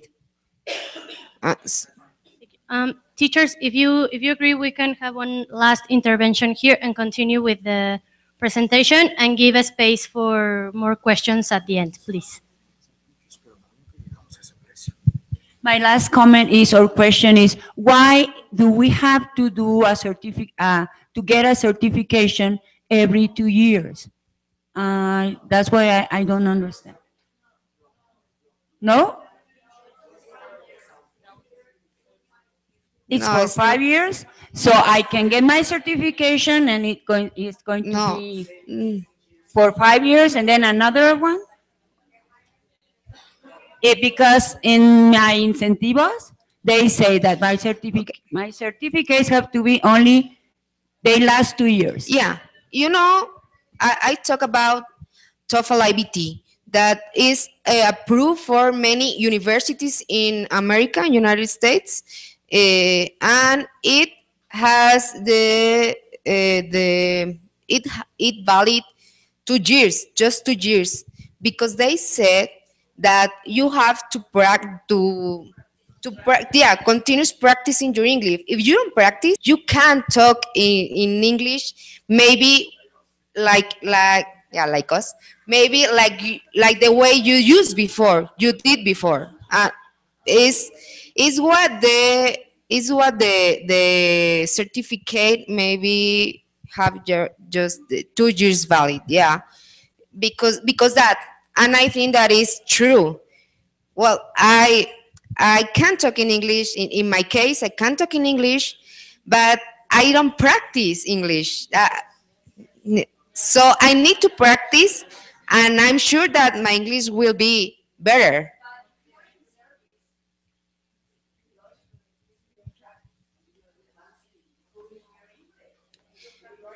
Yeah, I know, but they have to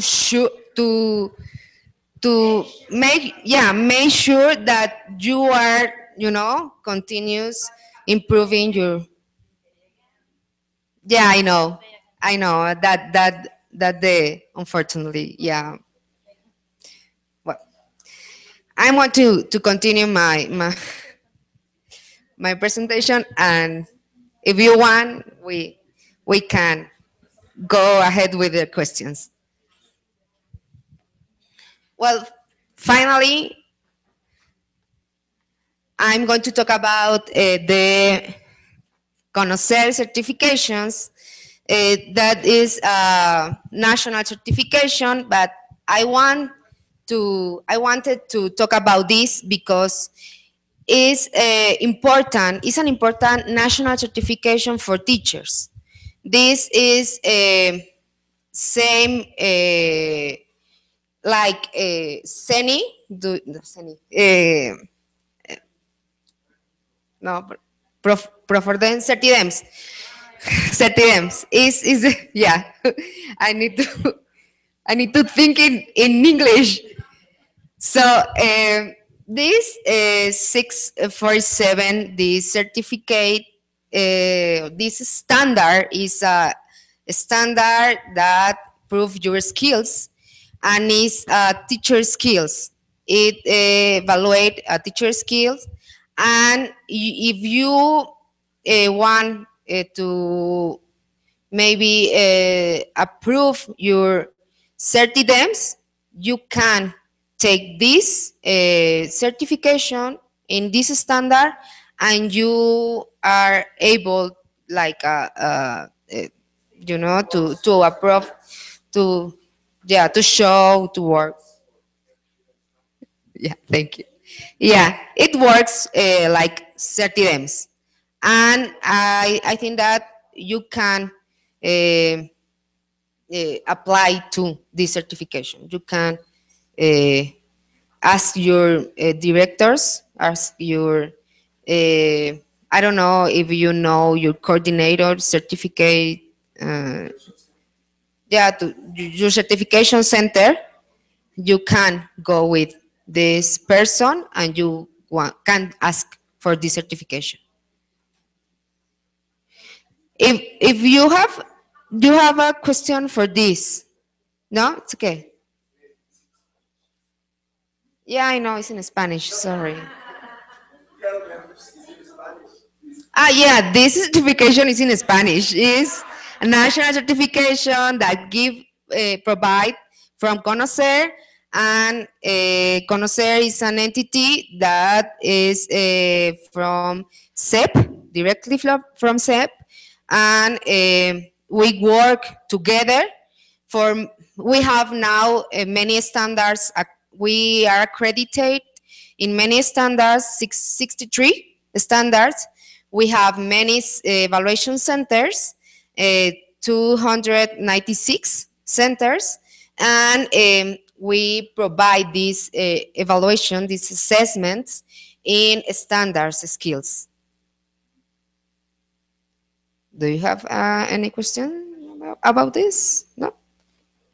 Well, thank the academic secretary for giving the opportunity, the chance to present you this certification of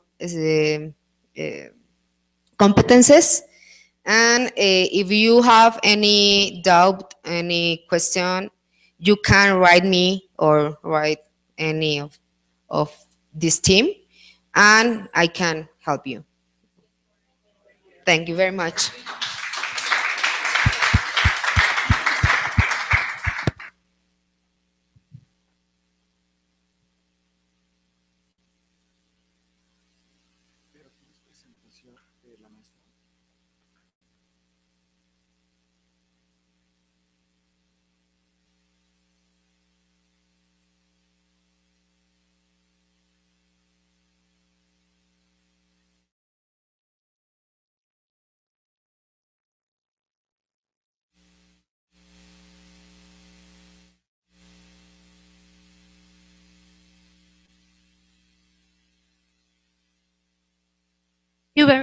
Thank you very much, Nelly, for this approach.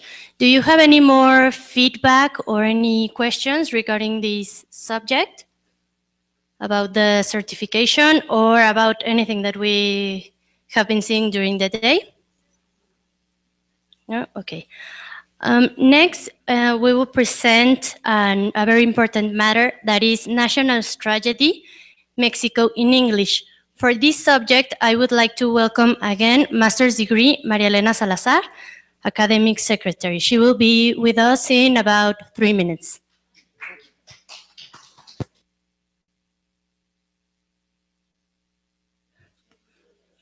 We can have a 3 to 5 minute break so you can go to the restroom or drink some water, and we will be back.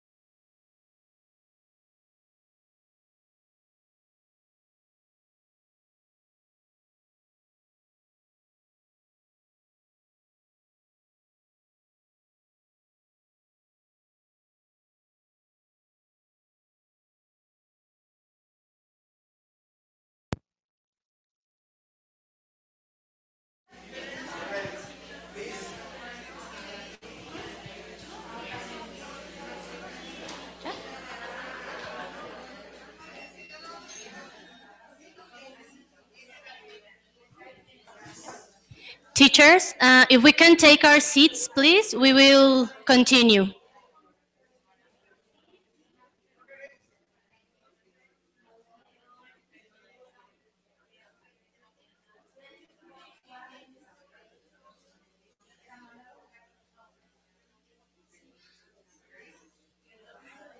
Teachers back there, please, can you take your seats, please, so we can continue? Thank you.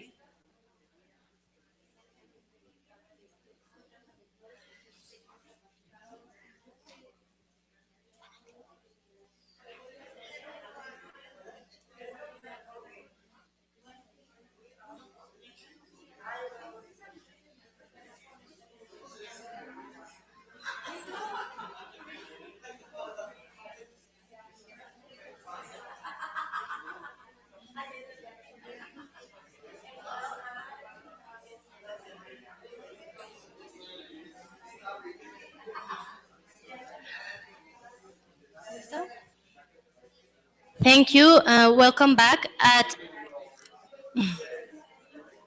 We will continue, please.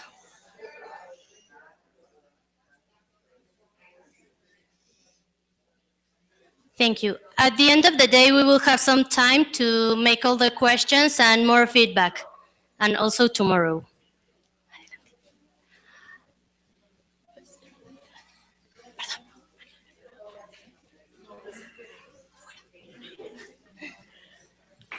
For the next conference, I would like to welcome Master's Degree Maria Elena Salazar, Academic Secretary, who is going to give us a message about the National Strategy Mexico in English. Welcome. Thank you very much.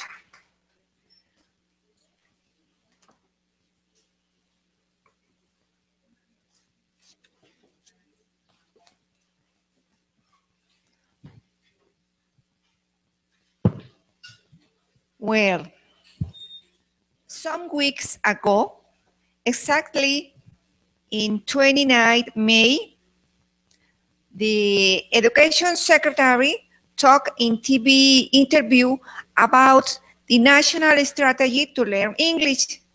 He told the name of this strategy, Mexico in English. Secretary Nuño told that in 3 or 4 weeks, he'll show the strategy for the English language in his school.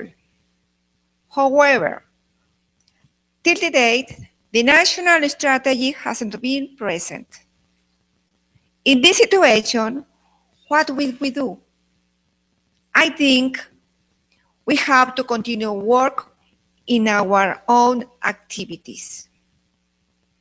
We have to establish our own strategies. I think that first of all, we have 3 hour classes in form continue.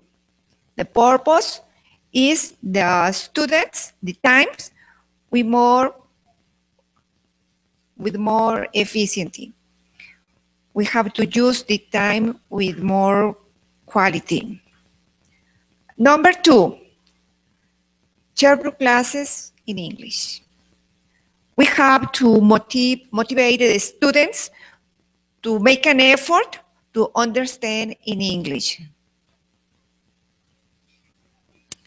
We have to support our activities in Duolingo platform. And then we have to overcome all the obstacles that we have to know that it's not easy, but we have to try to do.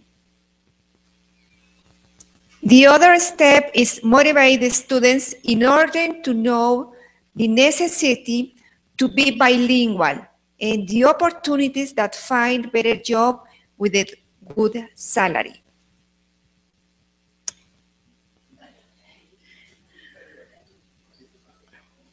I don't know how do you motivate. For example, in this school, the principal received special company. They have four or five students to work with them.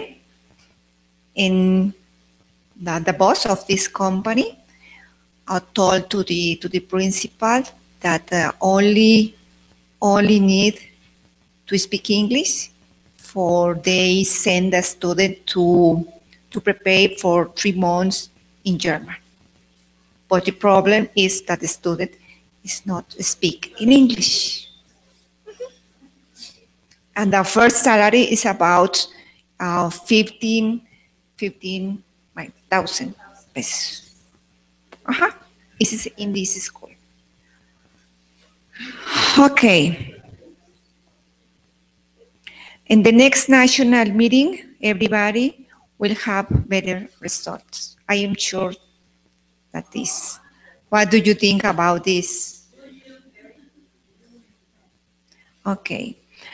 And then, when the education secretary showed the English strategy, we have to combine our strategies with the SEP strategies in English.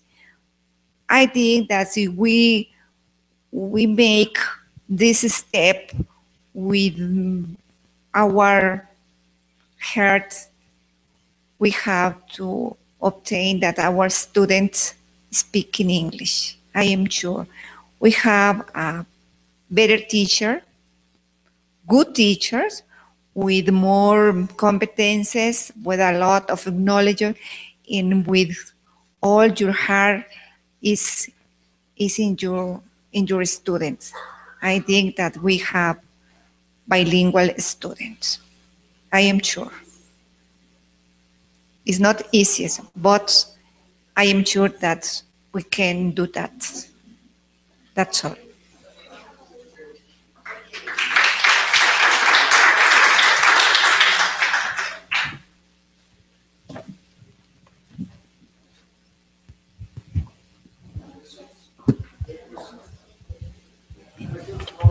Teacher Maria Elena, I would like to add that even though teachers are going to be better and we want to have lots of competences and everything, it's very important that the student is motivated. Because if the student doesn't, or if the students don't want to learn, they won't learn. It's important to find strategies to motivate them. Yes, that's what I think. It's very important. It's very important. And the next activity is about exactly motivation. Okay. Thank you. Thank you very much for this interesting message. Do you have any more questions or feedback for Master's Degree Maria Elena Salazar? No? Thank you very much. For the next activity, we will see the subject of leadership and motivation in the students. First of all, we will watch a video. It's a 10 minutes video, so you can pay attention, and later we will have some feedback.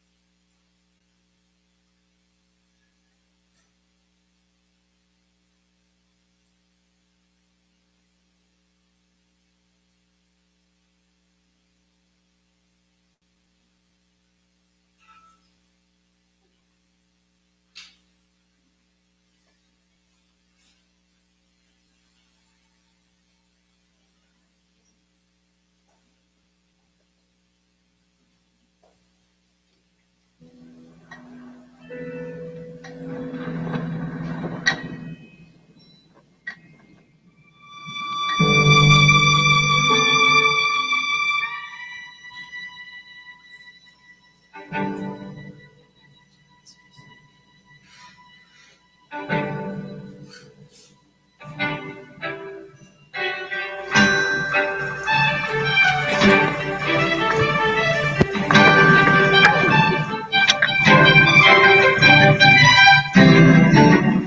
and gentlemen, girls and boys, what this word means is little wonder.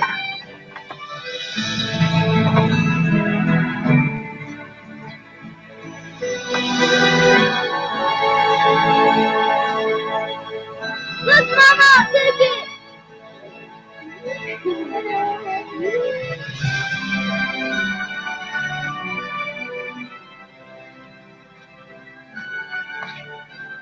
Splendid, isn't it? The way they move, full of strength, color and grace. They're astounding. But you? Cursed from birth. A man, if you can call him that, who God himself turned his back upon. Stop it! Why would you say that? Because you believe. You only see the beauty that can come from passion.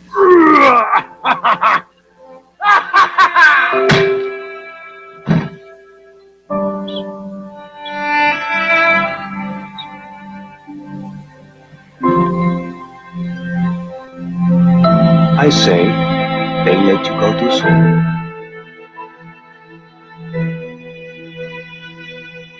Good luck out there. It's your problem now. You're no good to me, so get out. You're good enough for me, dogface. Here you go.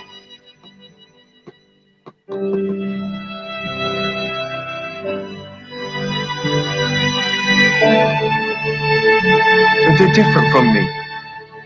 Yes, you do have an advantage. The greater the struggle, the more glorious the triumph.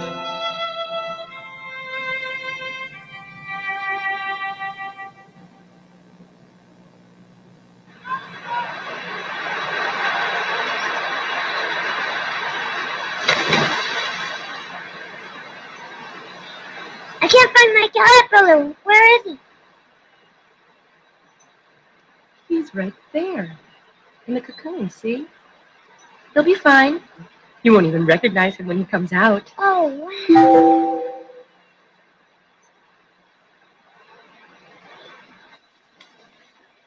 Hey! Hey, George! Poppy! I need help to cross! Can anyone help me?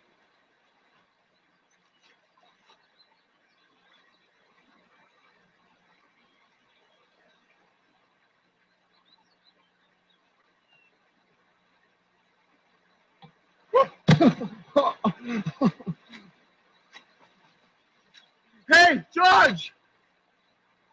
Can you help me? Hey, where you going? What's the matter with you? Just gonna leave me here? I think you'll manage. What? I guess I'll just magically get out, huh? Hey, George, Poppy, how's the water? Nice for a swim.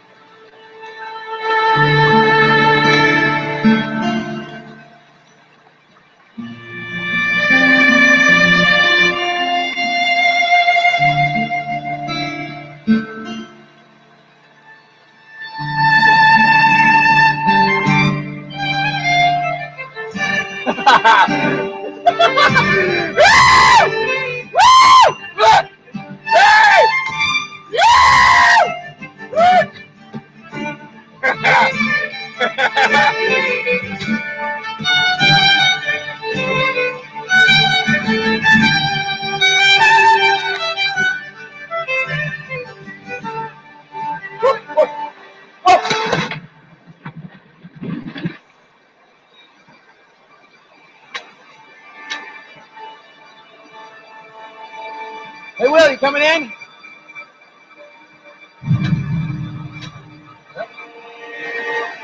Hey, big one, come on!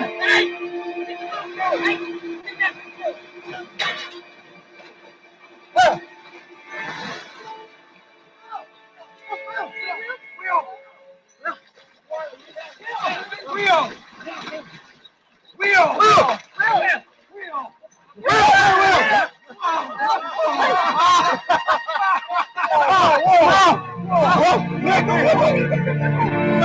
I can swim!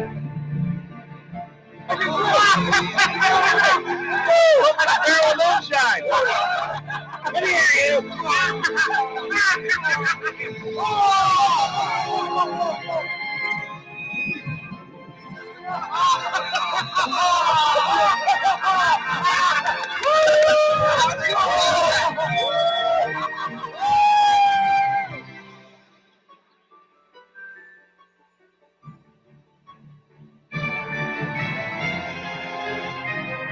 Your eyes will witness this fine English, outrageous soul, as he cheats death by ascending 50 feet into the air and leaping this pool of water.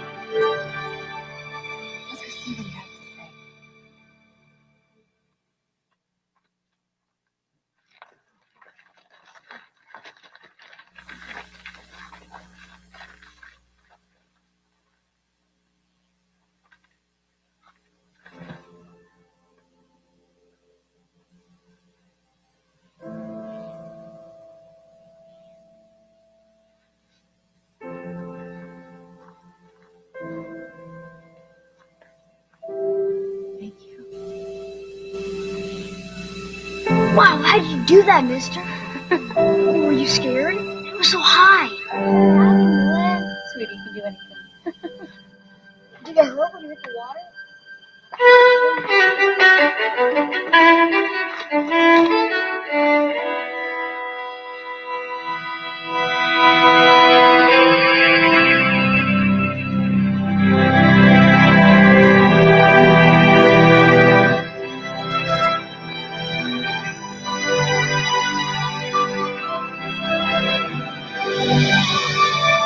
There he goes.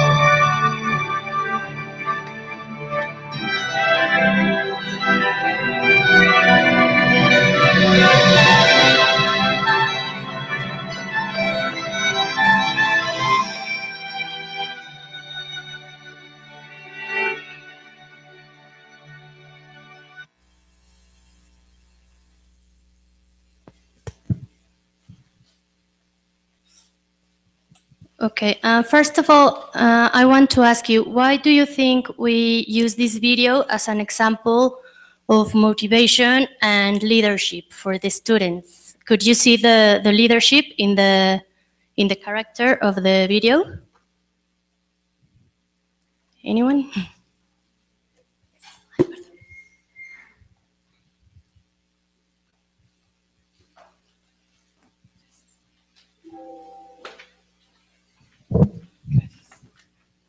Well, I think motivation is important, but when you work more in like self-confidence, you can do more. That's the example over there.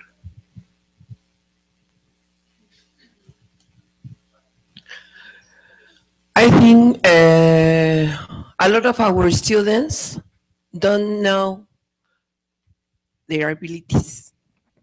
They doesn't know and they have to do different things in order to know them. Okay. Thank you. Thank you, teacher. Anyone else? I saw a hand over there. Thank you.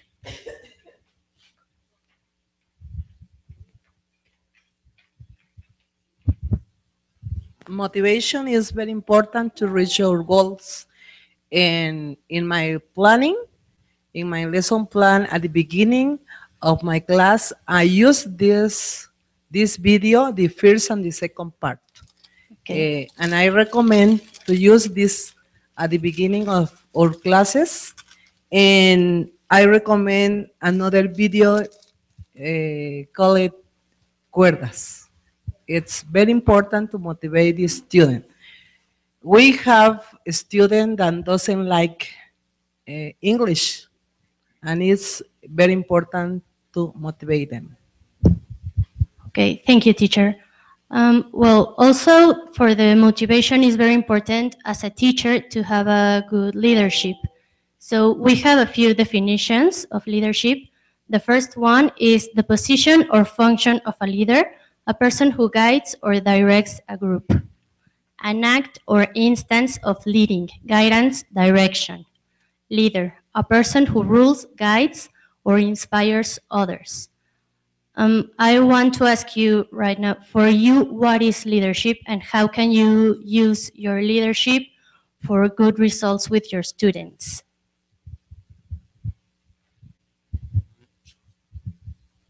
I think it's more important to be a guide or someone who inspires. I don't think, well, there's a difference between being a chief, a boss, than a leader. It's not the same just to give orders and to tell them what to do, but instance, to inspire them to do stuff, right? To motivate them to do what they have to do. It's a very big difference between one and the other.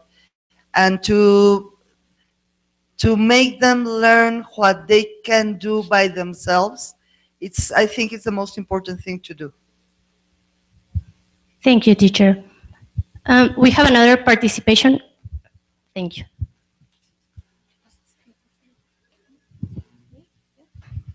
Okay, I think about that the second one is the correct because to leader is not a position. You don't need a position to be a leader. It's not a person who has rules because sometimes they don't help us to be better persons or to have a good guide. I think it's the second one because it's an act, and sometimes it's a natural act to lead and to guide to students. Thank you, teacher.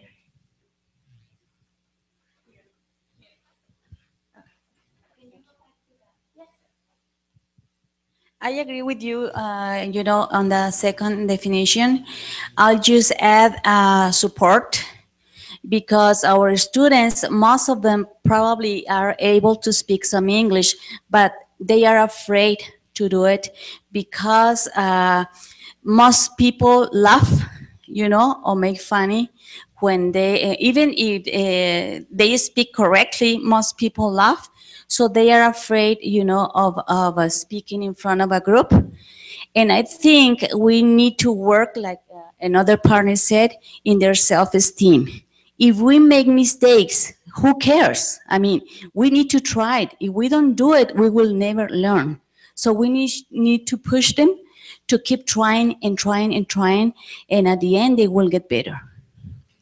Thank you, teacher. I want to emphasize that comment you just said. In the video, we watch a part where the owner of the circus tells the main character that he believes it. It's following this self-esteem. If the students believe that they can't do it, as one of you told in the icebreaker activity, they can't. We have to make that switch to open the door that they believe that they can do anything that they achieve. I want to ask you one more question. What type of leadership did you see in the video. Were you identified with the owner of the circus, with your students, or what kind of motivation did you see in that video? Anyone? Thank you. Okay. Can you repeat that, please, in the mic? I mean, the sense of belonging in a group and a community. You need the protection of your community, at the most close community. And the problem that many students has is that they don't feel that belong in any place. They need a circle of friends. That's why they make groups and make teams, but that also to separate it from the other. They are a community inside the classroom, but inside the classroom there are different communities. Yes. And we battle a lot to integrate everybody in one group, and be responsible for that group. For when they have a problem or something happen in the classroom, they are all responsibility, and they have trouble dealing with that. They say, I don't do it, my group didn't do it, why we have to pay for everything, no? And they need to understand that they are a group, they are a community, and they belong in that group, and we have agreements that we have to accomplish, and we need that belonging. They need to feel, be a part of a group, to belong in a group. Okay, thank you. I would like to ask you, how do you do in your campus to generate that that Okay. belonging sense between the students? When we start in the semester, we have a little chat, and we establish no rules, agreements. We set a 10 agreements that we discuss each other. Okay, I think that we only have 5 minutes for waiting to start the class. Only 5 minutes. Everything is agreed? Yes, no, okay, and we write it down. No violence is accepted, any kind of violence. We write it down, and when we finish, we discuss, are you okay with this? Yes, no, why? Do you have any doubts? Everything is okay with that, and then sign it. And that agreement is something that we have to respect for everybody to work, everything work inside the classroom. So something happened, we discussed. I encourage to learn every name of the administration people that help us. So if there is a problem, who to turn to. Something happened with me, for example, or something happened with a student, who to go, where to go, and who the people is available to speak with you. Who can help you if something happened. Today to knowledge the power they have inside the classroom, empowering the student, make us responsible for themselves and what they are learning, and how do they work inside the classroom. Okay, thank you, teacher, for your feedback. I see many of you are very very motivated to work with your students to make a difference, right, in their education. So that's the whole purpose of this video and of this small conference, for you to be aware that it is very important to motivate our students and to guide them, as you said, to be there in case anything is needed. I think sometimes more than teachers, you have to be psychologists, you have to be moms, confident, because we are more than that in the classroom, right? Did you like the video? Have you seen it, or does anyone have another recommendation of a video we can use for this subject?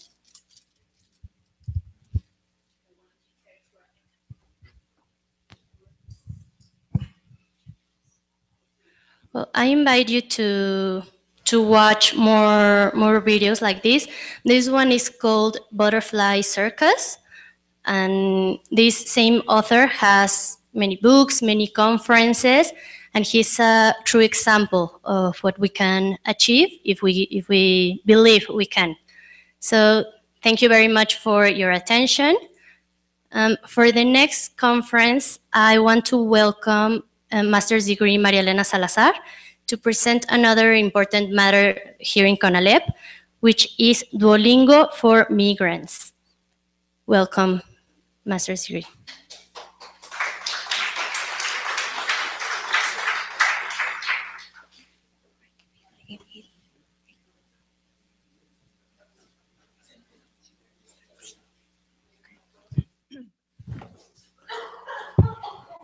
Well, this is a new task that we have. Duolingo for migrants. This is our context, background. In CONALEP, it was received a pedinstial instruction. Implement a special program for children and young people who come back from USA to Mexico and do not know the Spanish language. It is being complemented a new strategy to use the Duolingo platform so young people learn and have an approach to the language. Do you know about this? Okay. Objective.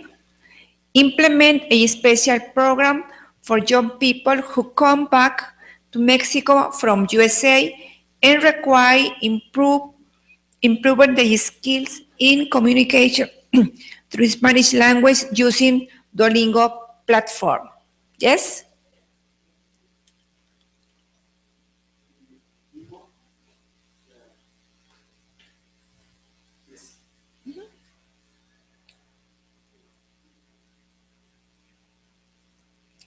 Okay, Duolingo for migrants strategy.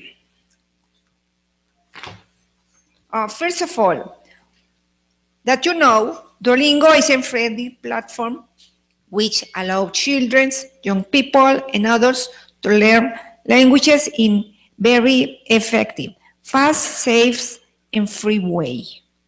It can be used from any computer and mobile device with online connection. Duolingo offers Spanish courses among many other languages and contains basic through advanced levels. The user can administrate the time he or she dedicates to the platform.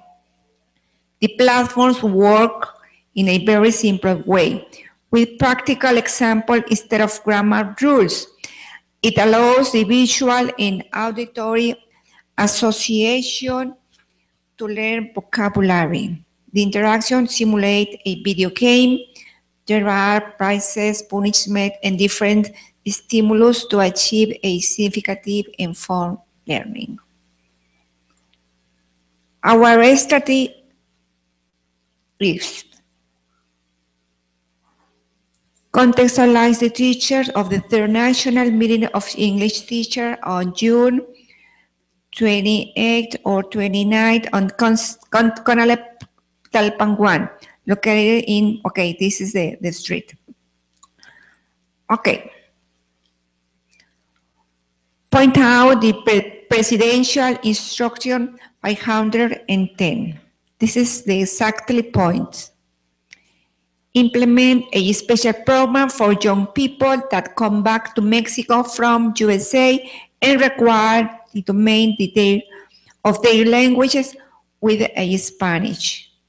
Invite the teacher to use Duolingo for young migrants that come back to Mexico from USA, Duolingo for schools, and Duolingo for students.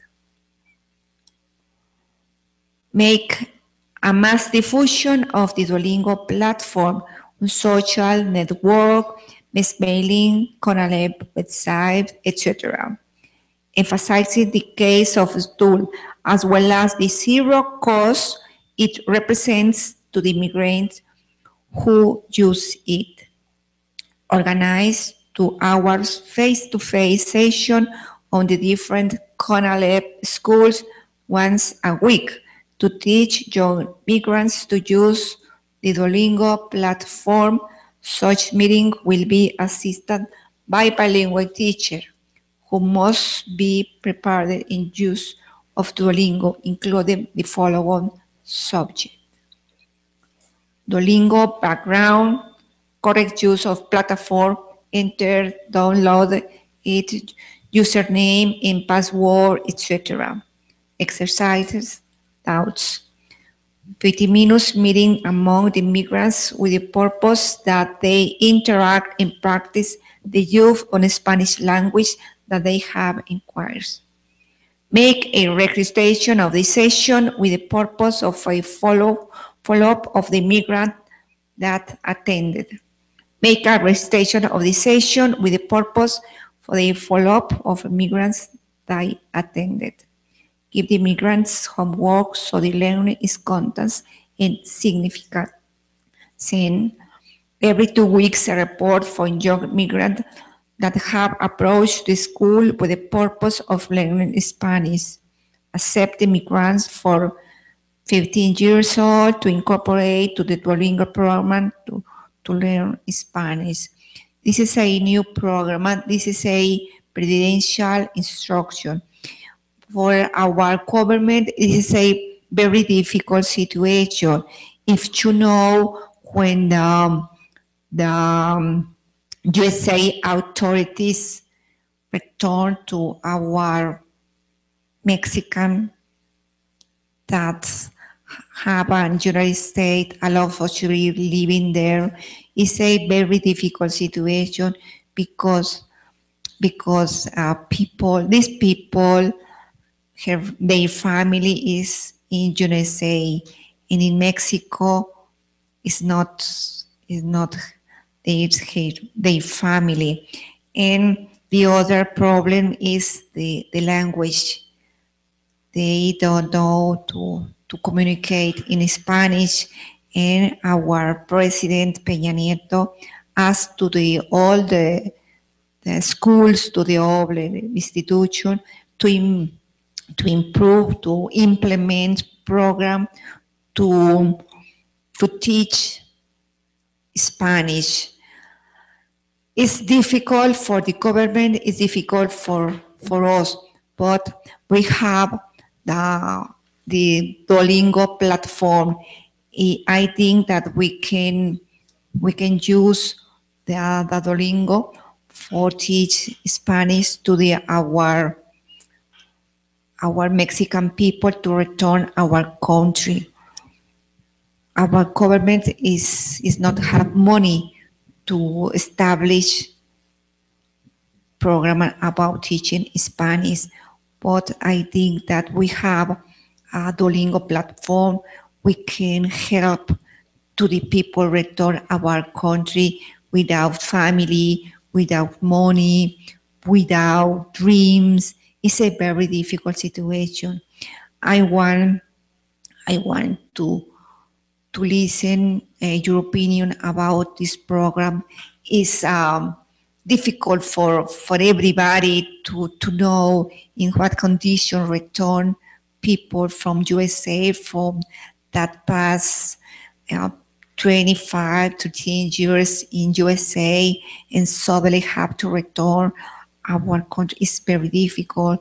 In most cases, their sons don't speak Spanish. It's difficult.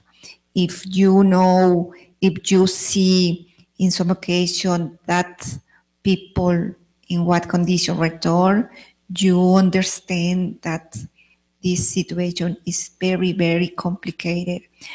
I am from a state from the north. I am from Tamaulipas, and I had seen a lot of times when the USA authorities return our Mexican people. Is a very difficult situation, and for this I understand the situation of the Mexican people to return our country. I ask you your opinion about this strategy for Presidente Peña Nieto. please, who wants to participate with their opinion.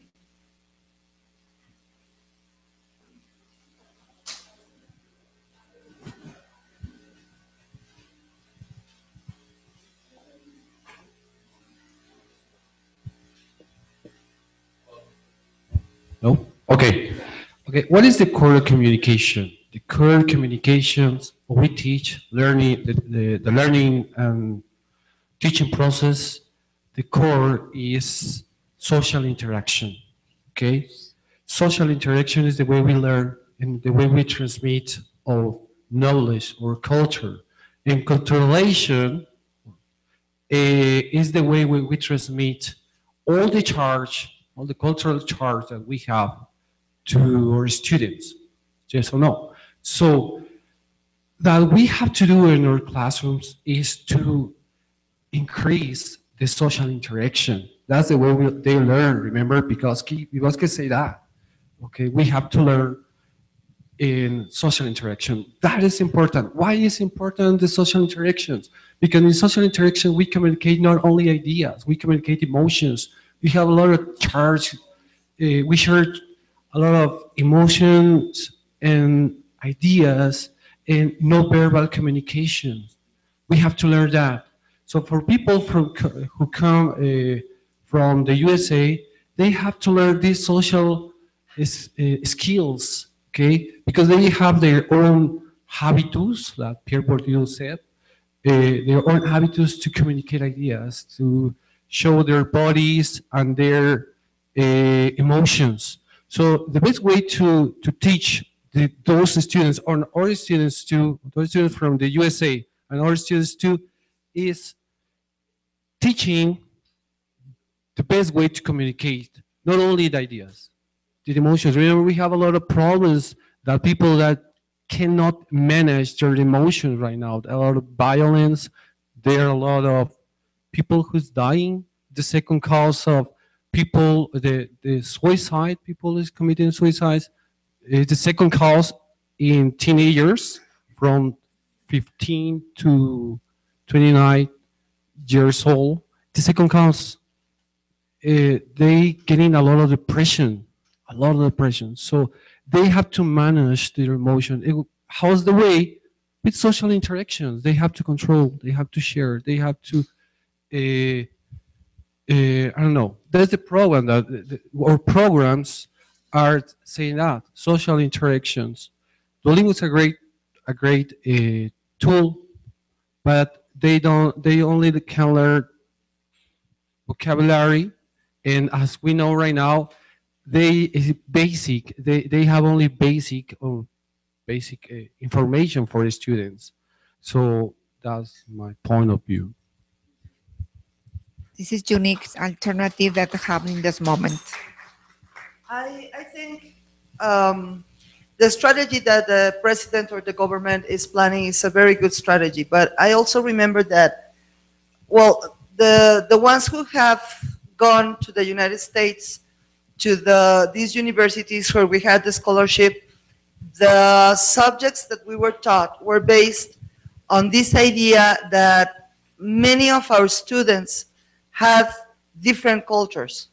So what we already learned and what we were supposed to teach and to share about this information that we got is based on that, to teach other students, to teach the students, with this kind of,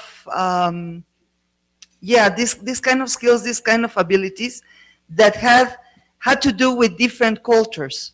So we can teach students from other countries to use Spanish and to learn Spanish, much more Spanish, using all the subjects, helping them with all their subjects and learning Spanish, because we're able to.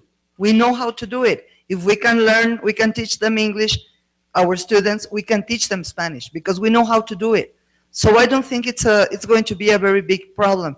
And I think that we as English teachers can give them, of course, a lot of time during those hours that we have free to help these students to improve their grades in other subjects and in their Spanish, of course.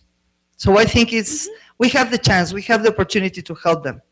Yes, I agree with you. And when analyze the problem in the academic secretary, we understand that we need a bilingual teachers. Only teacher that can help to establish this strategy is English teacher, of course, because speak in English, speak in Spanish. Analyze the different options that help our Mexican people that return to Mexico. That's any capacity course, but we don't need bilingual instructor and arrive to this strategy. We need to support our program in Duolingo platform with help with our English teachers. We can't find other strategy, other opportunity to help our Mexican people to return to Mexico without money, without family, without dreams. This is the real situation, and every day return a lot of people from Mexico. It's a real situation, it's a real social problem, it's our problem. Besides, they are our people, right? Yes. But are they coming, these young students, are they coming and are they going to start studying at CONALEP, or are they going to start studying where? Because we are CONALEP teachers and we can help. But my question is that, okay, are they coming and are they going to start studying at CONALEP, or what is going to happen? Not necessary. Not necessary. No, not necessary. I think that people is about, we can receive in our English program young people about 15 years old and more. They are don't study in CONALEP. Only try to learn to communicate in Spanish. This is the necessity to communicate in Spanish.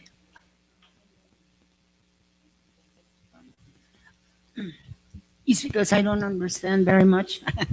And okay, I can help, for example, in my case, but are they going to be in a group or where?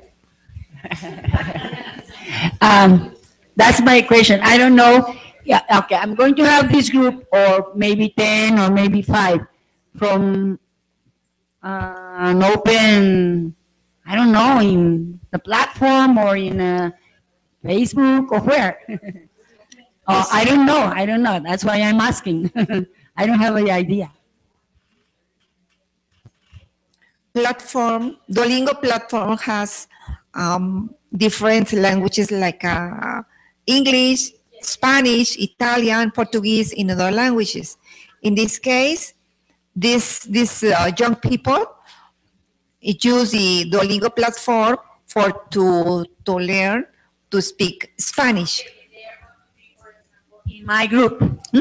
Okay. In your group, no. With the people to return to Mexico. Yes. Well, thank you.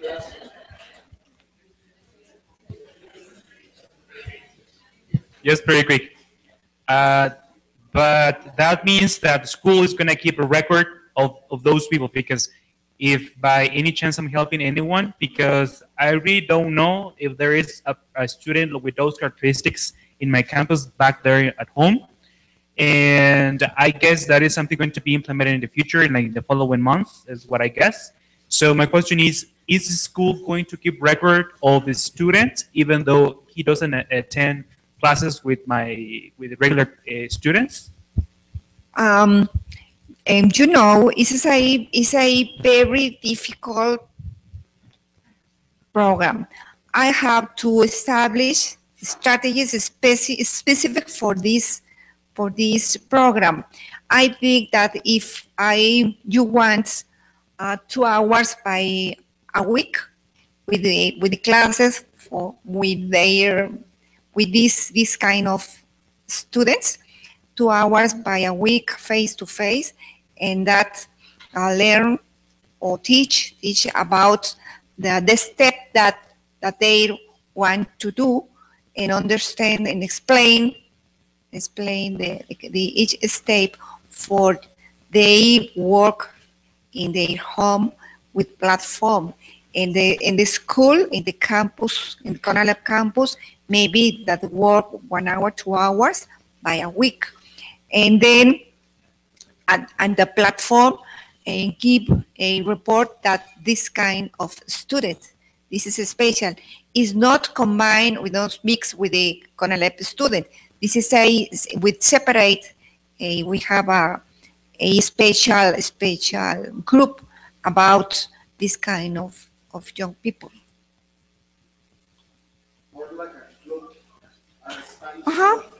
Maybe like a club, like a Spanish club.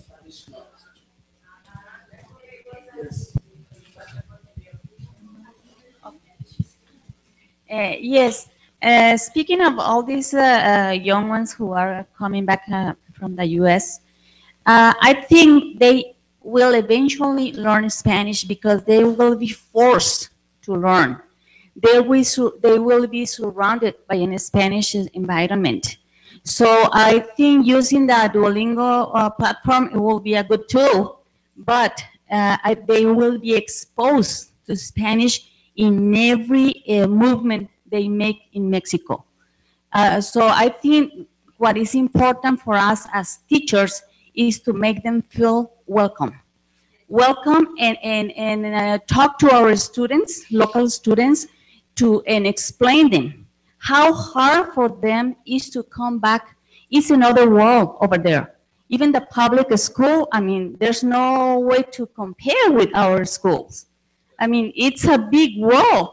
I mean, it's too different. So they need to be adapted to our culture, to our schools, and that's a big step. So we need to work, in my opinion, I think we need to work more on that than speaking Spanish. They will learn it sooner or later. Yes.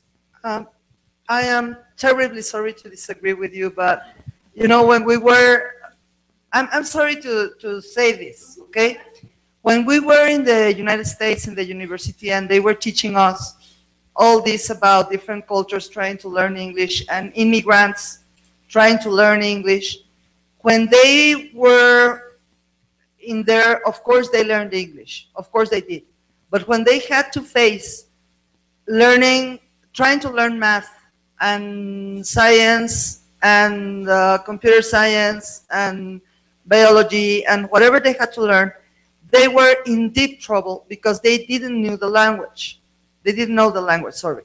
So what they got were terrible grades.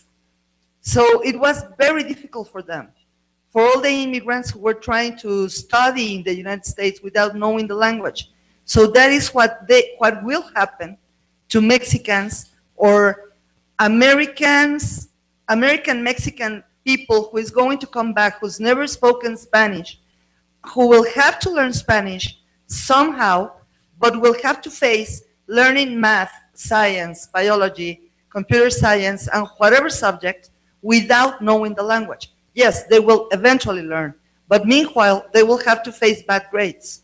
So what we have to do is to teach them Spanish as fast as we can. And what I think is that Duolingo is not going to be enough for them.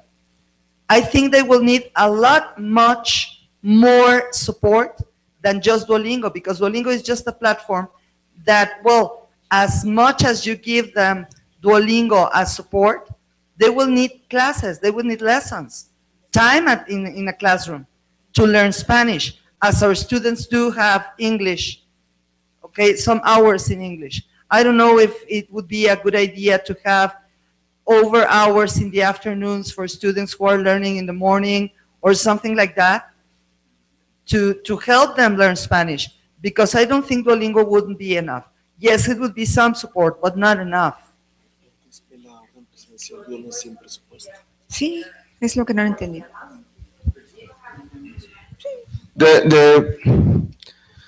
One of the things in this presidential order is a presidential order. It's not our idea. Okay? It comes with not it comes with not budget. So we would like to have extra hours from you to them, but we don't have any budget to pay your extra hours. And okay, we will, yes, I think not. That's an agreement. But the only thing that we have here for free is this platform, Duolingo. So yes, it will be some cases like our fellow teacher that will be, she will offer her free lessons to these immigrants, and that will be a great welcome. But it's not the general case. So maybe we can have a register of the quantity of hours that are available for these free lessons, but there are not enough free lessons to cover all the necessity. So, or propose to complete this presidential initiative or indication is to yes, have a Spanish club in our schools, but we don't have enough time to face these people, so we have to show them some tool in order to learn Spanish in after hours without hours. This is a real situation. Without money, without budget, without lots of things to do, without our heart.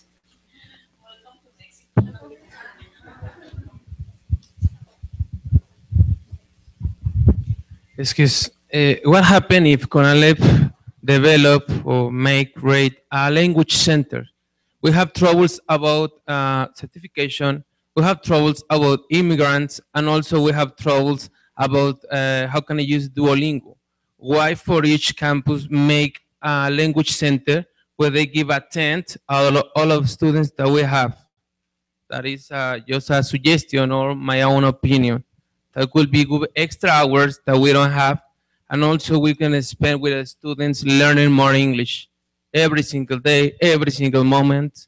That would be to give, this my own opinion, solve all the problems that we have. That I understand your feeling, teacher, because the root of the problem is the same. Money, money, money. But if we ask to the government, I don't know, we will have many strategies in order that we obtain all of this one. Because always, finally, would be the students would be better, is my own opinion. We have a participation. Okay.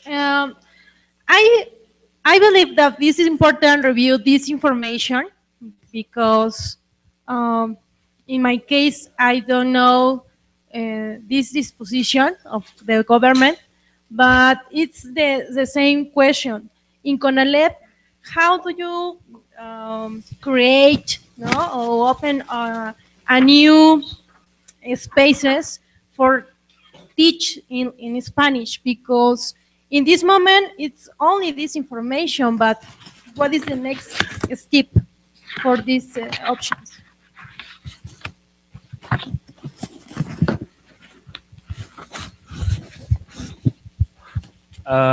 Regarding the budget, I think as at the beginning of the session, I said that you must find a way to do the things.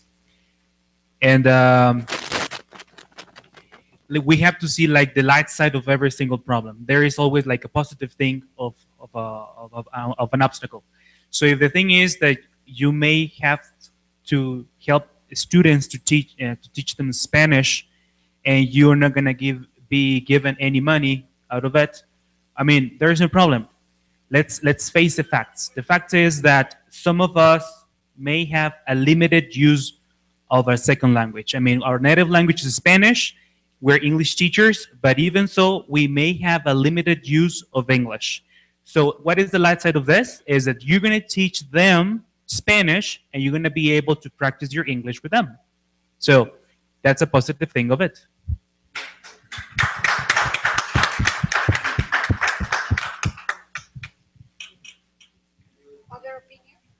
Any more feedback or another question?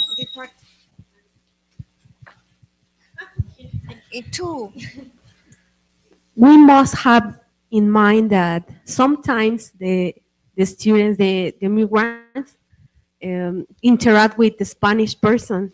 So the problem could be that that students have a bad grammar.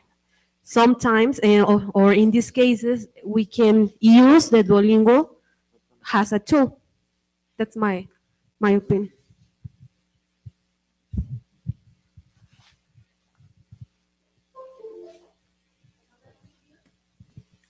Thank you very much, every one of you, for your feedback. We are taking notes, and we will refresh these agreements later on in the closure of the day. And for now, we will have another presentation before the lunch time.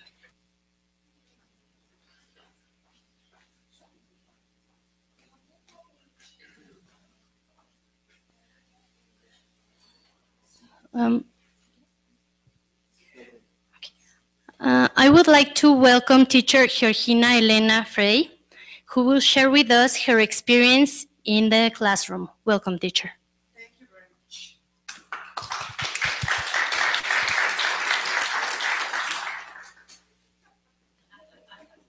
Thank you. Good morning. Good afternoon. It's late.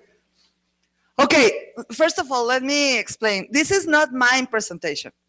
You know, there's a teacher called Mariana. I don't really remember her name very well, but she's from Temisco, and she's a friend of mine. Well, not that close, okay? Because I don't even remember her name very well. Marina. Yes, that's it. Yes, Marina Hernandez Vasquez, okay? But she couldn't come, so she asked me to present her presentation. So imagine what I'm going to do about this. I think it's not going to be, no, I have no idea. Okay. Forward and backward. Okay, and a pointer, very good. Okay, so, you know, we all of us went together to New Mexico State University, and that's a picture of us. We got a scholarship, and we went back there about a year ago. Oh, I miss it. I really miss it. I do. And, well, we learned a lot in there. They taught us, I was saying, they taught us about how to teach students with different cultural backgrounds and different languages who were supposed to be learning English, okay? And it was really interesting.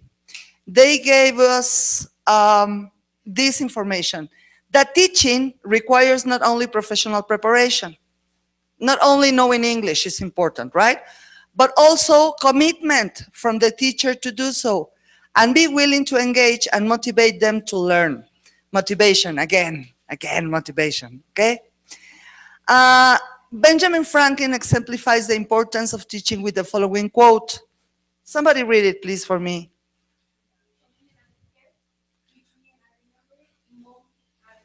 Okay, so we're supposed to involve students, right, in learning. Okay, a research-based instruction method that emphasizes reciprocal facilitation and navigation. My God, she writes very complicated. Okay, classroom space and the unofficial space of students' lives outside the classroom. Draws on assets of both spaces to promote culturally responsive teaching and learning.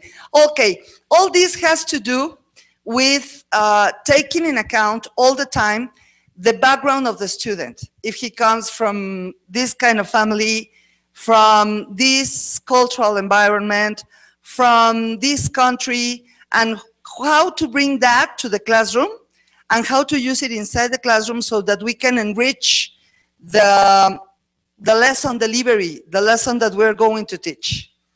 Then this method was developed by Socorro G. Herrera, keynote speaker, district consultant, trainer of trainers, and executive director of the Center for Intercultural and Multilingual Advocacy at the College of Education in Kansas State University.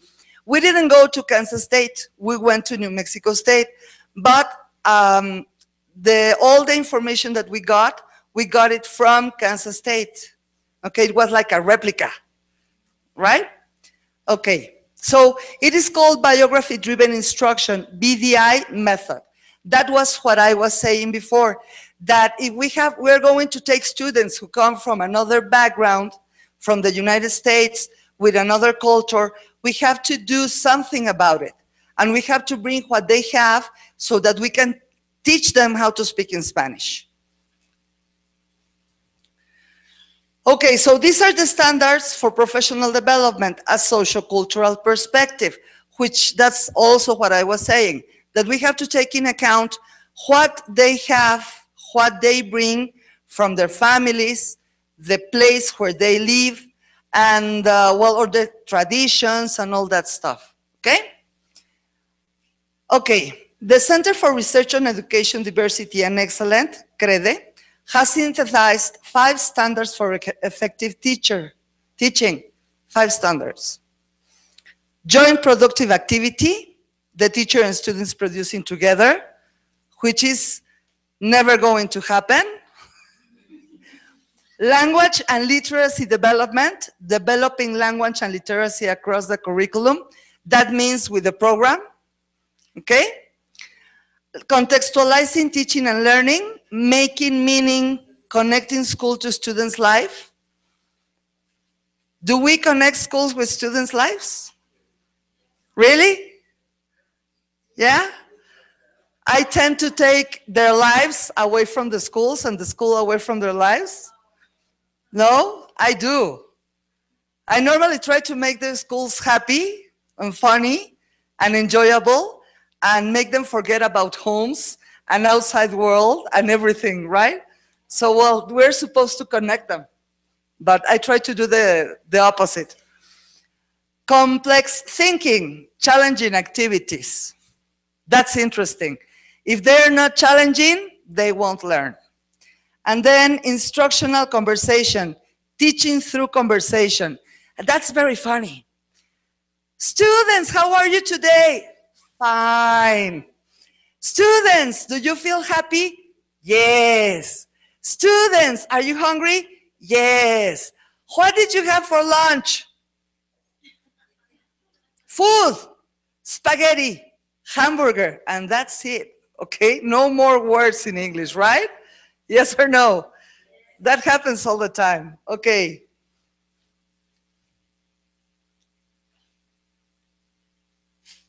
Okay, the credit standards mean true teaching and learning. They're supposed to do so. Yes, they do. Of course they do. Teaching requires not only, this is repeated. She told me to erase it, but I was running late, so I didn't do it. At NMSU, we reflected on the necessity of getting to know our students as individuals, and then use these insights and information to inform our instruction, based also on the credit standards for an effective pedagogy in order to promote meaningful learning. That is the reason why I developed and carried out the following activities with my groups at CONALEP Temisco Morelos. Let me tell you that CONALEP Temisco Morelos is one of the most beautiful CONALEPs in the Mexican Republic. They even have a swimming pool with a wonderful garden that has a place to make picnics. They teach food and beverages, and I don't know the other career, but it is one of the most beautiful in the Mexican Republic. And besides, they work as an academy, they work beautifully, and they have in Morelos several contests that they have organized, and they do it in a very, very nice way. They motivate their students very well. It is necessary to motivate our students to learn the language by having fun. That's what I'm saying, right? Using technology and promoting art and content-based activities. Okay, she explained me that this activity is an Oscar. They pick up a family member and they decide to give them an Oscar, and then they paste it on Facebook. I don't know if the parents like it, right? But anyway, they do it. And they have fun. So they have to describe the parents and why are they nominated for the Oscars and all that. Okay, those are the Oscars. I suppose that's the grandma. Maybe that's the little sister or something. The most lovely person in my family goes to my father, Fermin, I think it says, right? So they nominate their family to the Oscars. Students also created Oscars for their classmates, and they were given in a small ceremony in the classroom. Since all the students have access to the pictures on a Facebook group that was created to share all this information, everybody got to know at last one of their classmates' family members. That's interesting because they get to know each other, okay? So that's nice. They like get meaningful information from each other, and then they get to be more friendly with each other, and that way they lower the degree of bullying inside the classroom, which we all suffer somehow at one moment. So it works, this works. This activity can be used as a wrap-up activity, okay. The wanted posters. Imagine one of the students pasted on one of the walls where it says, wanted for, I don't know, killing cows.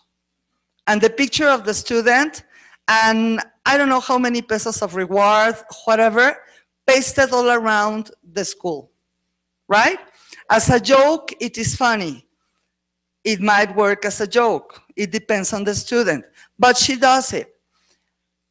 Students created wanted posters of famous people to practice giving personal information and describing people physically, okay? So they were supposed to explain the posters. Okay, here are the pictures.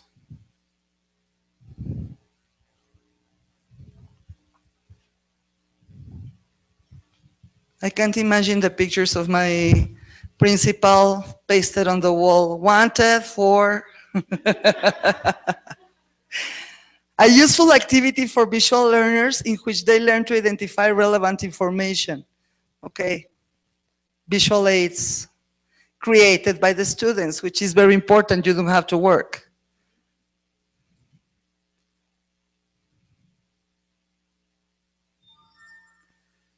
Okay, these are content-based activities. I guess in here they were creating recipes as they are in food and beverages. They're going to become great chefs. Don't go to Morelos to eat, please. Okay. Okay, so these guys are fixing dinner or supper or whatever, but they are supposed to be doing these recipes and explaining how to do them and serving and making dialogues among them. Okay? Okay, at CONAMLEP Temisco there are 4 careers: food and beverages, computer science, touristic hospitality, and accounting. To consolidate learning, I asked students to give presentation based on topics related to their area of study. Since the majority of our groups are big and there is not enough time to have them present individually, they usually present in teams. Sometimes our teachers help to evaluate them with a previously designed rubric. So other teachers help and evaluate what the students are doing, not necessarily just her. God bless you. Okay, see the swimming pool? I'm not lying, see? They do have a swimming pool. We all want swimming pools in our campuses, right? Students describing chefs they admire and the restaurants.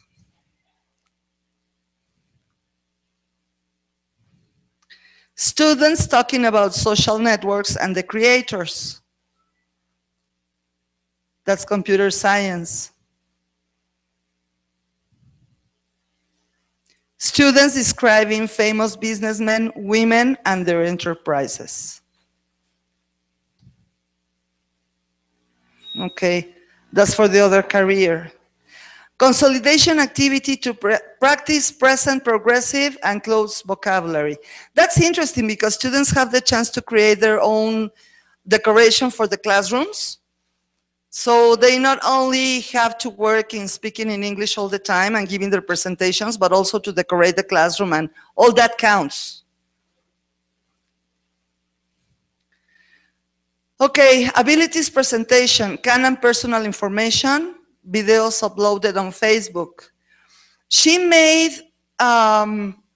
this kind of talent show where she made students make a little show of what they could do, and the other students had to describe what they could and couldn't do, and to give some personal information about what they were doing and who they were. She must have so much fun. Okay, we have a closed group on Facebook where the students and the teacher upload pictures and videos of the activities carried out in class. Students are not allowed to make offensive or disrespectful comments. The teacher is in charge of checking the group. Okay, this is Duolingo. The number of students was 174. Not all the students have access. They work in the English lab for about 30 to 40 minutes, and the teacher assigns lessons as homework. That's how she works Duolingo. So that's the proof that she is doing Duolingo, okay? Every week the teacher receives a report. I don't know if you use this, but it's very useful. I receive my report of Duolingo every week, every Monday. You know, my Gmail is full of Duolingo reports.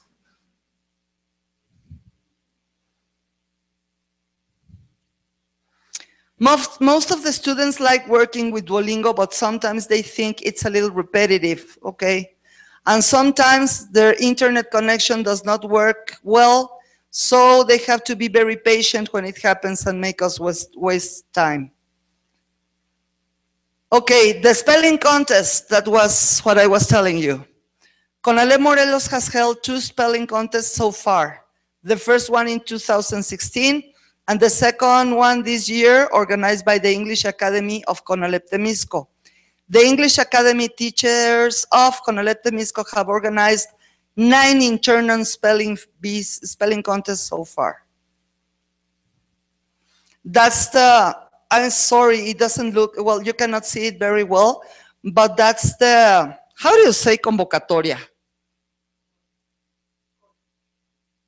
Again, sorry?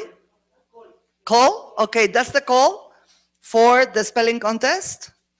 And that's the picture of the academy. They are, I think, communication and English, okay, on languages. This is part of the contest. In there they are presenting the contest, the spelling bee contest. There it is, again. The suggested activities to motivate students, she gives some ideas. Kahoot games, content-based activities, role plays, singing competitions in class. Most of the students love them, yes, I know that. Bingo games, tic-tac-toe, hot potato, Chinese whisper, competitions, tongue twisters for icebreakers, Pictionary, miming words, taboo, and board games. Okay, the activities presented are the ones she carried out at CONALEP Temisco with her groups, and the academy activities they do as well. Some of her colleagues have also promoted the use of Duolingo with their students. There is still too much work to do with their students. Teachers need to be motivated to motivate their students. Thank you for your attention. And the starfish story. Please read it. I'm a little bit tired of reading.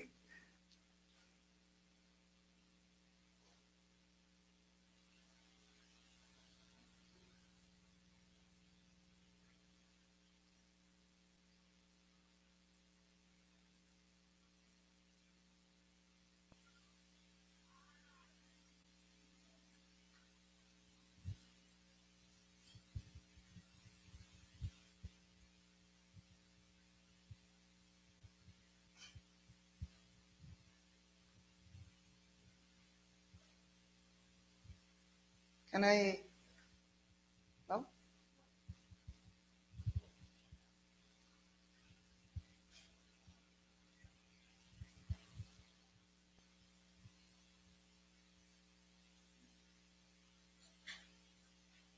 Yes? Okay.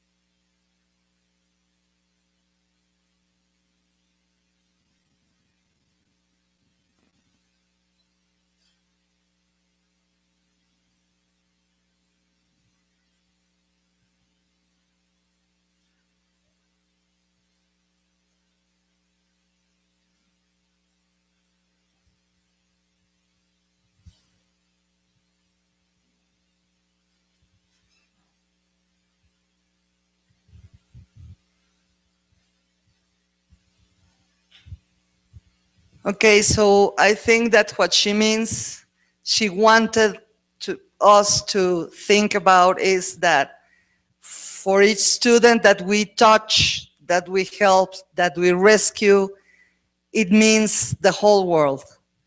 So I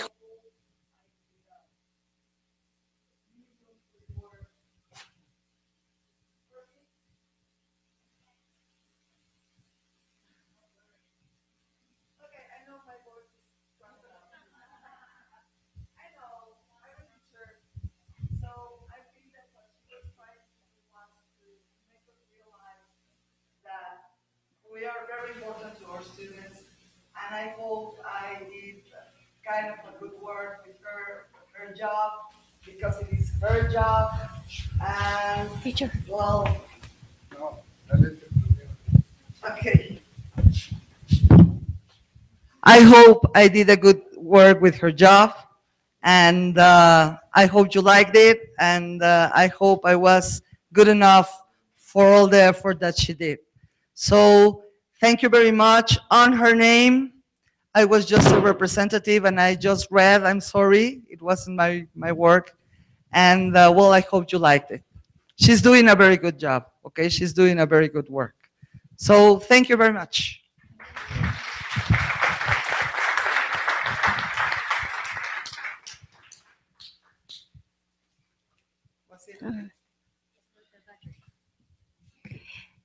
Thank you, Teacher Georgina, for your interesting conference.